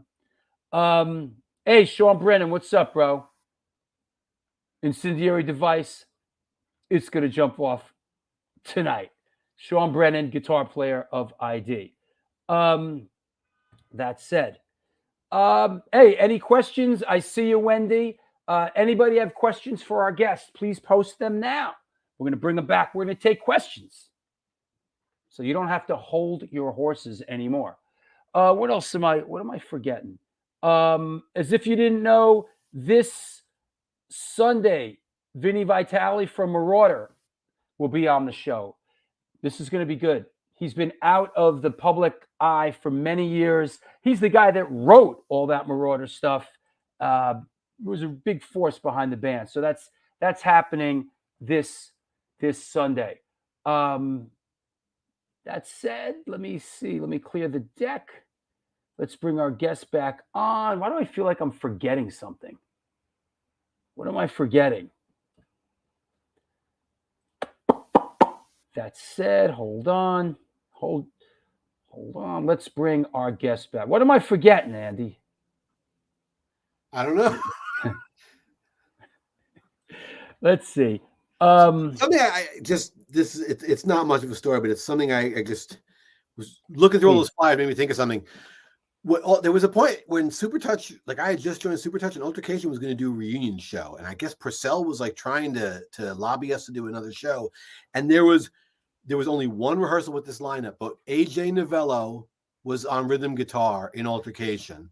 Wow! And now that's one of those things. Like maybe I dreamed it. I don't think I dreamed it. I remember a lot about it.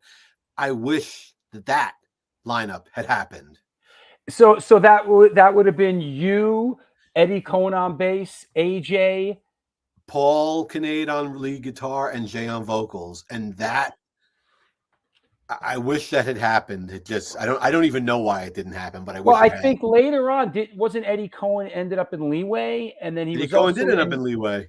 Yeah, and he was in Both Worlds, and he was he was part of that whole John Joseph's Cro-Mags, Leeway, a lot of that kind of stuff, you know? Yeah, he was in a lot of bands. I think he's on a Murphy's Law record. He was on a lot of stuff. Yeah. He was like a first wave New York hardcore guy, as far as I know.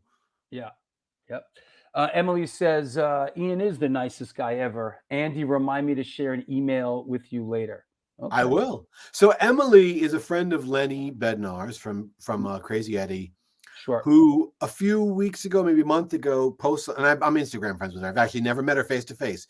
She posts this thing, hey, and I didn't even know she was a musician. She posts this thing, hey, I started taking guitar lessons and I wrote my first song on guitar. If anyone wants to hear it, send me your email address. I was like, I want to hear anybody's song. Anyone trying to make music, I want to check it out. She sent me the song. I was like, damn, that's really good. So then I sent her some of my songs because I mentioned I started playing piano and I've been writing a lot on piano lately. Sent her some of my stuff and she liked it.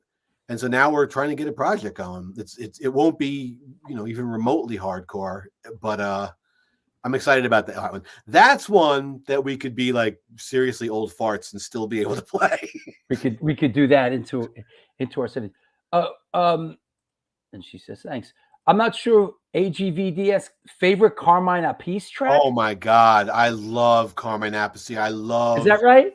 Vinny Appice, both of them. The brothers. Carmine lives in I see Carmine in the neighborhood here. I guess he lives up by you. Yeah, I would love to meet that guy.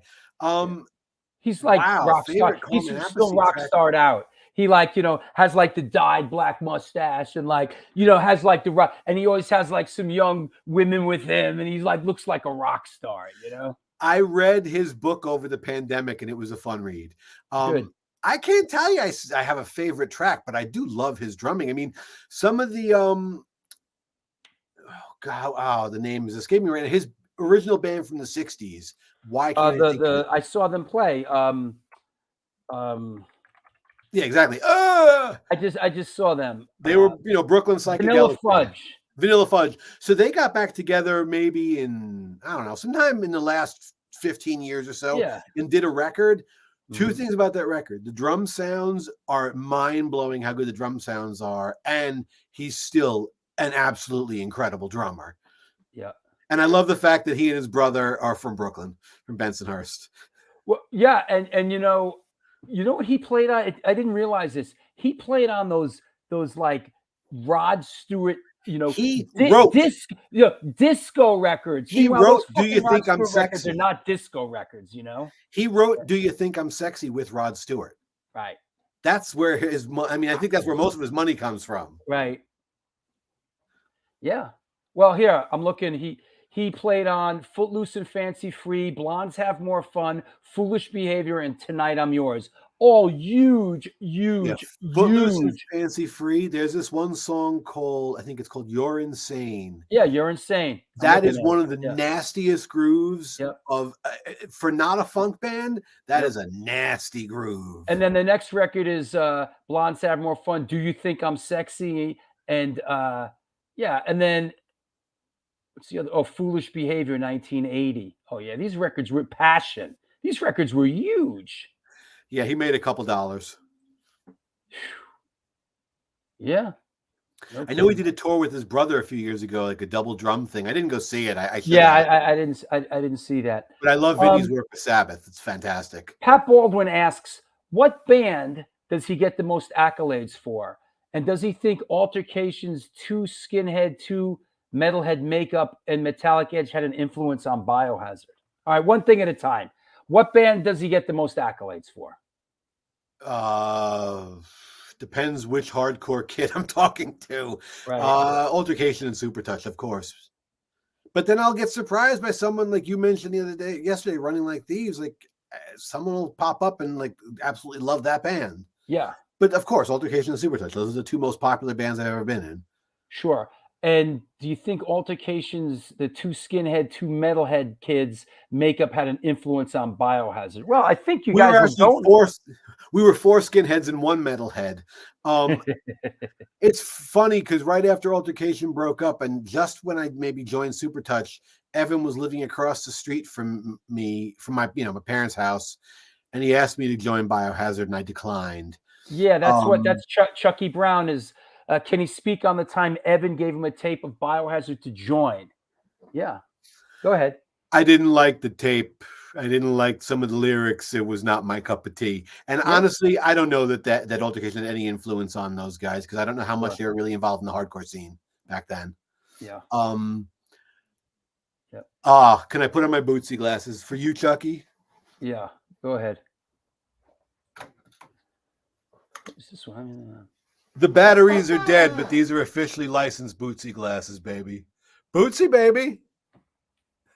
Anyway. Oh, wait, no, I missed it. Go ahead. My Bootsy glasses. Come on. I bought them at a Bootsy show a few years ago. Okay, here we go. All right, I'll just leave these on. We're doing sunglasses for this portion of the show. Okay. Here we are. I got the Funkadelic shirt and my Bootsy glasses.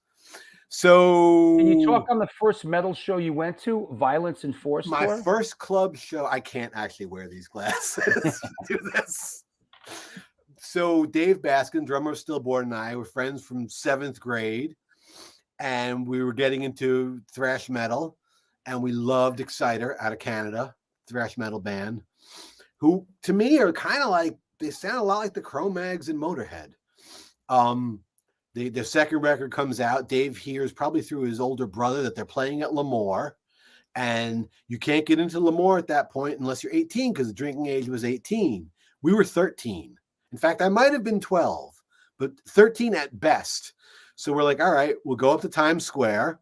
We'll get fake IDs in one of the poster shops saying we're 18, and we'll go to the show. So I tell my parents I'm sleeping at his house. He tells his parents. Oh, that old routine. Yeah, that ploy has been used so many times now. My son who's watching, I already know that trick, so you got to come up with something better. Come up with something better than that, bro. I mean, the crazy thing is my son's 11 and I was 13, and I can't imagine him doing this. But anyway, maybe he will. We go to Lemoore. So he tells his parents we're going to see the show at Lemoore and says we'll be home at like midnight. Now, if you remember, shows back then, like headliners didn't go on until after 1 a.m. Shows got out at 3, 4 in the morning. Sure. So we go to the show. I was a kid, like I didn't wear earplugs. I was deaf when I got out. I remember my ears literally rang for 3 days. I was punch drunk and couldn't hear very well because we stood in front of the right side PA in Lemoore, the original Lemoore with the massive PA stack. And we leave the club. It's like 3 a.m. And we're like, all right, we'll get the bus. We'll go back to Dave's house. We'll get the B9 bus, go back to Dave's house. Try to the B9 at 3 in the morning. Yeah, try to sneak into his parents' apartment.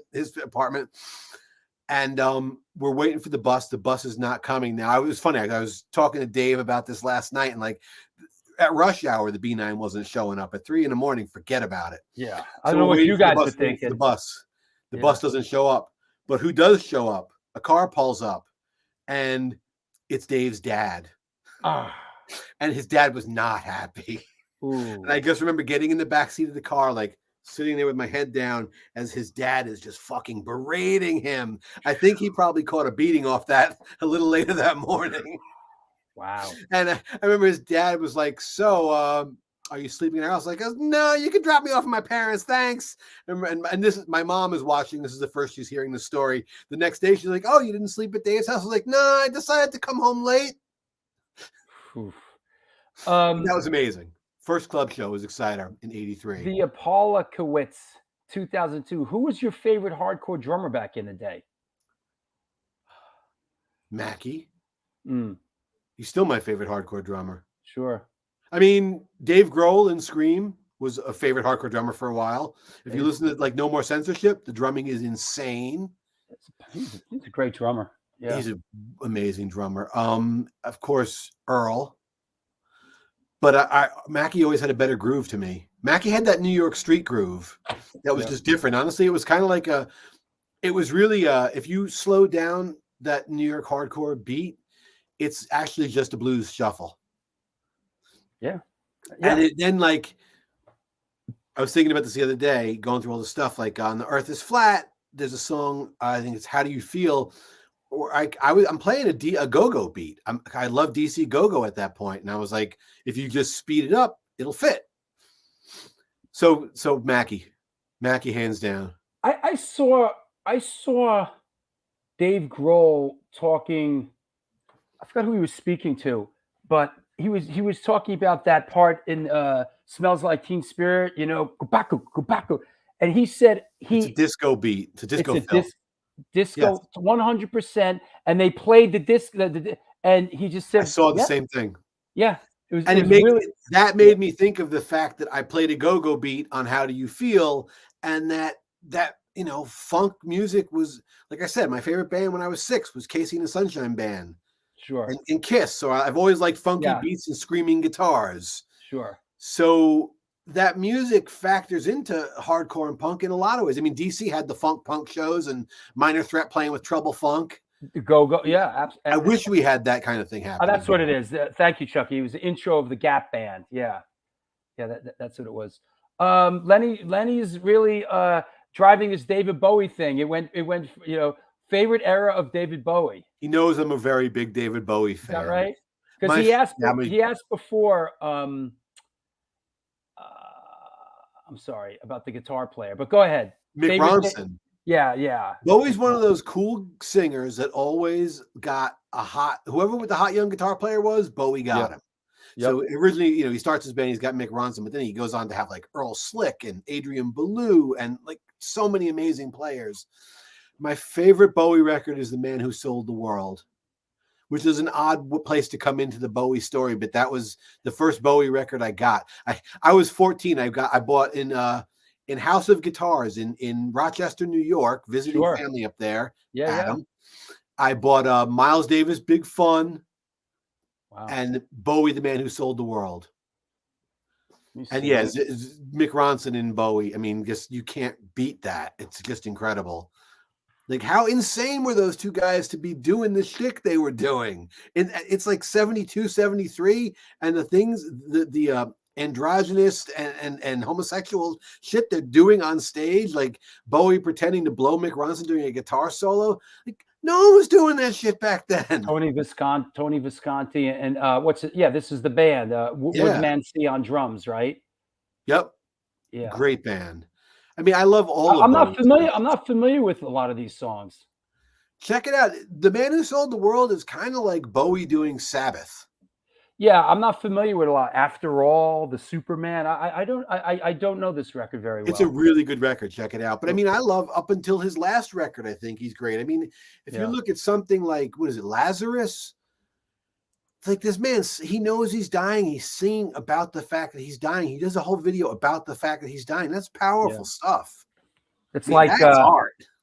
Reminds me of those Syd Barrett records where like he's going crazy and he knows he's going crazy and he's singing about going crazy. Yes. Well, one of the things that's always been so disconcerting to me about people that are suffering from mental illness is that moment where they're in and out of their delusion and they nail you on something that is so true about yourself. And you're like, how the hell did you see that in me? Mm.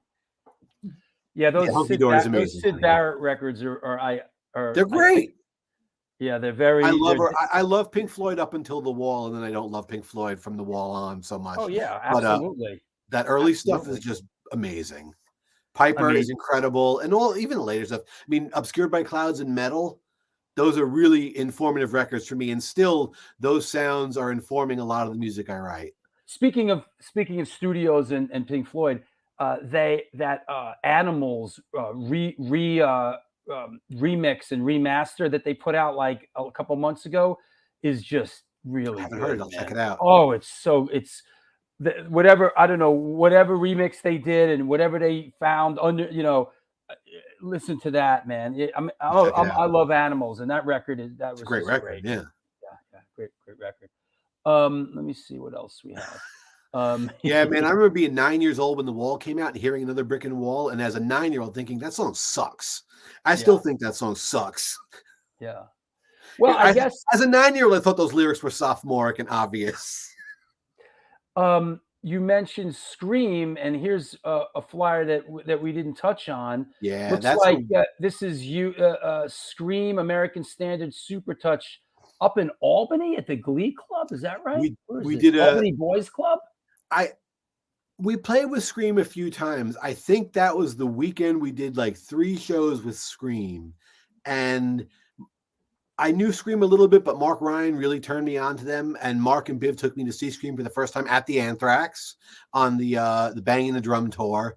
And I fell in love with the band. And I still absolutely love Scream. To me, they're one of the all-time great hardcore bands, better than so much else. I mean, lyrically, melodically, the guitar solos, Franz is playing, Kent Stax's drumming is fantastic. Like, there's just so much good about it. So, and American Standard were good friends of ours. Bill Dolan, like I said before, who sang in Real, is still one of my favorite singers out of our scene. I mean, he could really sing. And I mean, playing with Scream, like, Skeeter's coming on the show. I know. I got to watch that, and I got to go back and watch. I meant to watch the Franz Stahl one, but I didn't. I got to go back and watch it. Franz is an interesting character, man. You know, he, he's got a very interesting career, being in the Foo Fighters and all that. You know, I got to get it. I get his brother on. I like someone says it says $6 sorry on it. Like, that's funny. It's like, sorry. They broke the limit at, they went over 5. It's no good. Yeah, like the let me find that. Hold on. I remember I think that weekend tour started at the Anthrax, and Dave Grohl was in the band at that point. And we played the show, and there were these Nazi skinheads at the show. And during Scream's set, the Nazi skinheads are starting to fuck with people in the pit. So a bunch of us, I remember it's like Chaka, Mark, me, I don't even know who else. A whole bunch of New York guys, and probably some of the Connecticut straight edge kids. I remember we're like lined up. One side's us, one side of these Nazi skinheads, and we're like, okay, here we go. And it ends up not being a fight. I don't know how it got diffused, or maybe it did start a fight. I don't even remember, but I remember afterwards Dave Grohl going, fighting at punk rock shows. What's that all about? And I was like, oh my God, I'm getting berated by my heroes. This sucks. And then it was like, you know what? They were fucking Nazi skinheads. Yeah, we should have fucked them up. John O'Grady. Hi, Mr. Stone and Andy. I'm older than Dust and a friend of Andy's. Yeah, I know. John is a family friend. I wouldn't know hardcore music if I tripped over it. This was a terrific interview. I'm not blowing smoke, but you are a terrific interviewer. Well, thank you, John. You get the most out of your guests. Well, thank you. I appreciate that. I learned a lot out of Andy and provided great info on the hardcore and provided great info on the hardcore genre. I want to learn more. Thanks. I'll tell you all about it at the next family dinner, John. Well, you came to the right place, brother. This is the New York Hardcore Chronicles Live, and I'm 250 shows into this. So nice. Yeah. So, hey, Andy, can we see the yellow Bad Brains cassette tape? What's that? Sure. With the yellow banana. Yeah, 1 second. Is that the original Bad Brains cassette tape? Well, I don't know if it's original because I bought it in 1984. It sounds. Oh yeah. But there it is. There it is. Melted. Because my friend left it on his radiator when he ran away from home. I've mentioned that tape many times. When that thing first came out, it just lived in like the boombox. Whatever, we would just listen to it, flip it, listen to it, flip it, listen to it, flip it. Nothing else was listened to. I remember we just listened to nothing else. It was positively life-changing. The first hardcore show I saw was Cro-Mags opening for Bad Brains at the Jane Street Hotel, the old rock hotel. And I was 15. No, I was 14. I was like days away from turning 15. And yes, Mr. O'Grady approved. That's awesome. And, it is. Bad Brains, I mean, this tape and then seeing them just like 6 months after I first heard that tape and got that tape, absolutely life-changing in a very positive way. Yeah, absolutely. Here's the last bit of ephemera that I have from March 10th, 1990 at the Anthrax. Any perspective on this? Soulside, Shades Apart, Supertouch? I hate to say that I don't remember anything about that show. Okay. But I will say I loved Soulside back then. I love their new record, and I already have my ticket to see them on March 24th at Le Poussin Rouge in the Village. I didn't know they were still at it. They did a 7-inch, I don't know, maybe 10, 15 years ago. They did a 7-inch a while back. And then during the pandemic, they did this record remotely. Or no, I think they were demoing songs remotely, and then they convened at Jay Robbins' studio in Baltimore and recorded the record. And Jay Robbins is an engineer. That's a guy who I love. Jay Robbins, that was in Government Issue. Government Issue. One of the weekends we played with Scream, Jay Robbins was the bass player because Skeeter had disappeared one of the many times Skeeter disappeared. And Jay Robbins got the call to come play for Scream. So that's when I met Jay Robbins the first time. Right on. But he's like a favorite engineer of mine, favorite producer. Is that right? What other engineers like really do you love or for current stuff? I love Jay Robbins, the stuff I've heard of him. I mean, I'm more of an old music head. I mean, I'm still like Glenn Johns, Andy Johns, the Zeppelin records. Yeah, Jawbox. The Zeppelin records. Ron St. Germain, Bad Brains Eye Against Eye. Sounds incredible. Whoever did Quickness, which might have been Ron St. Germain, also sounds incredible. Yeah. I mean, I don't listen to a ton of new music. I'm trying to think what the newest things I got Quickness was Ron St. Germain. Okay, and it sounds the sound is mind-boggling on that. Yeah. And that's Matic playing drums on that, right? Yeah. It's a hell of a groove on that record. Yeah. I got this band. It's a singer-songwriter out of, I think, Ireland named Hosier. Mm-hmm. I like that production a lot, but I don't know who recorded or mixed it, but I think it's a great record. I mean, it's very mellow. It's certainly not at all hardcore. Mm-hmm. Yeah, I often use the Glenn John miking technique for the drums. All I've done now is put the close mics on the toms back in for those drummers that hit softly on the tom-toms. Got it. But yeah, I love it. To me, the less microphones on a drum set, the more real the drum set sounds. The more microphones you put in a drum set, the more time you spend trying to make it sound like a drum set really sounds. That's interesting. And if you what do you do? What do you do? One overhead for the cymbals, bass drum, snare drum. I'm looking at what I do. I mean, now I'm doing overheads. I do the right-left Glenn Johns technique, and I'm close miking all the drums. Right on. I don't bother with a hi-hat mic or anything like that. Right. But what are the greatest drum sounds? Like the first Sabbath album, the drum sounds are phenomenal. How the hell did they get a sound like that? Any Led Zeppelin record. And that was the other one I was going to bring up, was Zeppelin. And that is Glenn and Andy Johns, and that's 2 mics, kick, snare mic. That's it. Yeah. And they sound phenomenal. You also got a guy that hits really hard in that band. He's a hard hitter, man. Well, that's the thing. It doesn't always have to be hard, but it has to be consistent. You have to be able to say, if you're using less microphones, you need to be able to set the levels evenly and know that the drummer is going to hit with a similar velocity every time so that it always picks up evenly, because you ain't got no tom mics to use to boost the tom-tom fills. But funny you should mention that, because, we just recorded a record and we have 2 drummers on the record. And, they're 2, different kind of drummers. One of them hits really hard, and you go from sort of one mix to all of a sudden the next mix, and it's like, whoa, so we're trying to find a comfortable medium here, And that even happens just like recording the same band one session with all the same gear and recording them again the next time. It often doesn't sound the same. That's right. The humidity in the room is like so many things. Have you heard Turnstile? Do you like Turnstile? I know of Turnstile. I don't know what they sound like. I never listened to them. Yep. Well, Shawnee, speaking of Incendiary Device, guitar player, I fucking love Scream. Yeah, that's the stuff of God. Speak in hushed tones when you're speaking about Scream. That's special stuff to me. Yeah. People are passionate about that. But I gotta get Kent on, man. You should. Yeah. I'd love to hear what he has to say. Yeah. He's, when they've done those reunion shows around Christmas in New York, I've gone to all of them. I think I didn't go to the last one because Franz wasn't playing it.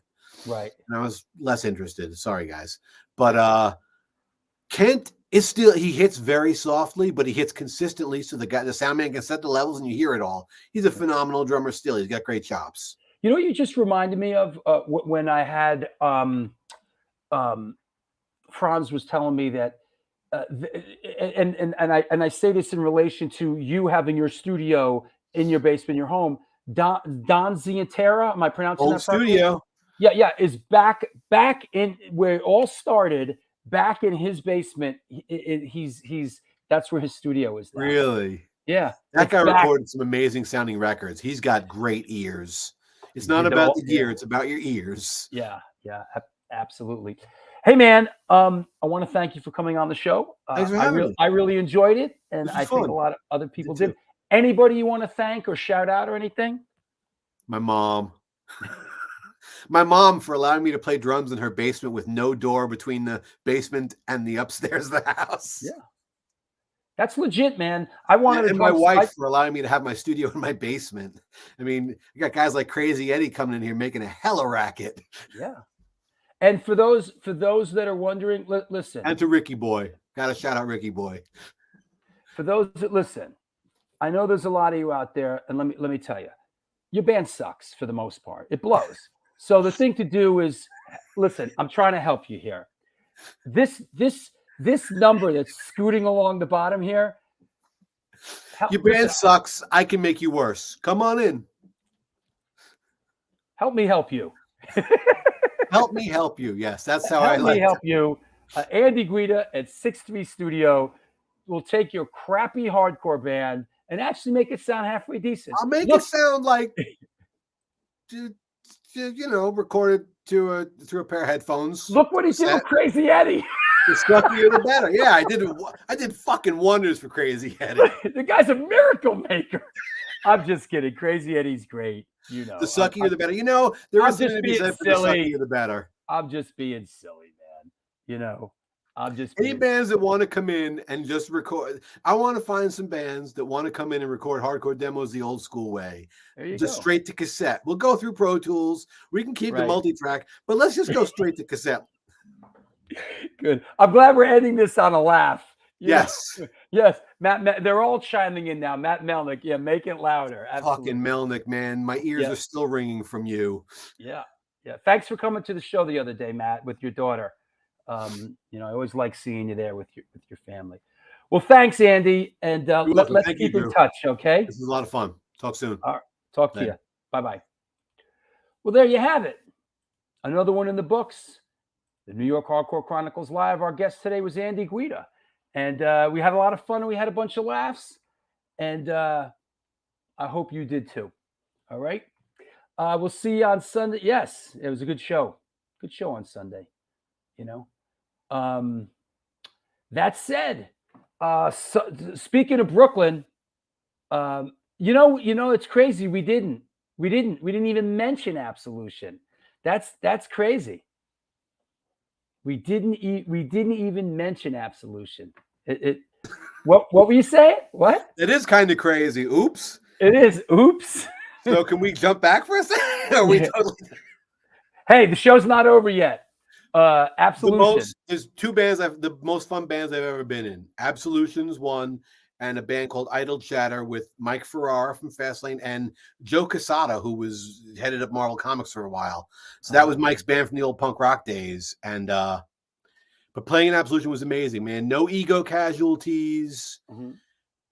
Fun to hang out with. Really complex arrangements. Fucking Gavin writing in 3, 5, 7. So you're playing with Gavin and Dingy, right? Gavin, Gingy, and Dan Cav. Right. And it's funny because at that point I was like, I want to play drums in some kind of like jazz rock fusion band. I want something really challenging. And Gavin asked me would I play in Absolution, and I listened to the songs. I was like, this kind of satisfies a lot of that criteria because the stuff was really just very challenging. Yeah. And we just not we just played, but when we played the Black and Blue Bowl together in like 2000 and whatever it was. I think you guys played right before us or right after us or something. We played. I don't remember. I think right before. I really don't remember. Yeah. That was that's when we played. We only did all right. Shows. It was a lot of fun. We touched on Absolution. We're good now. Yeah, I'm like, oh my God, how could I forget that one? Boy, we don't want to get Gavin mad, So all right, I'll talk to you in a bit. Later, Drew. All right. Well, there you have it. That's it. Listen. Get on with your life. What do you want me to tell you? We can't sit here and do the show forever. I'll see you on Sunday for Vinny Vitale from Marauder. Until then, do good things and good things will come.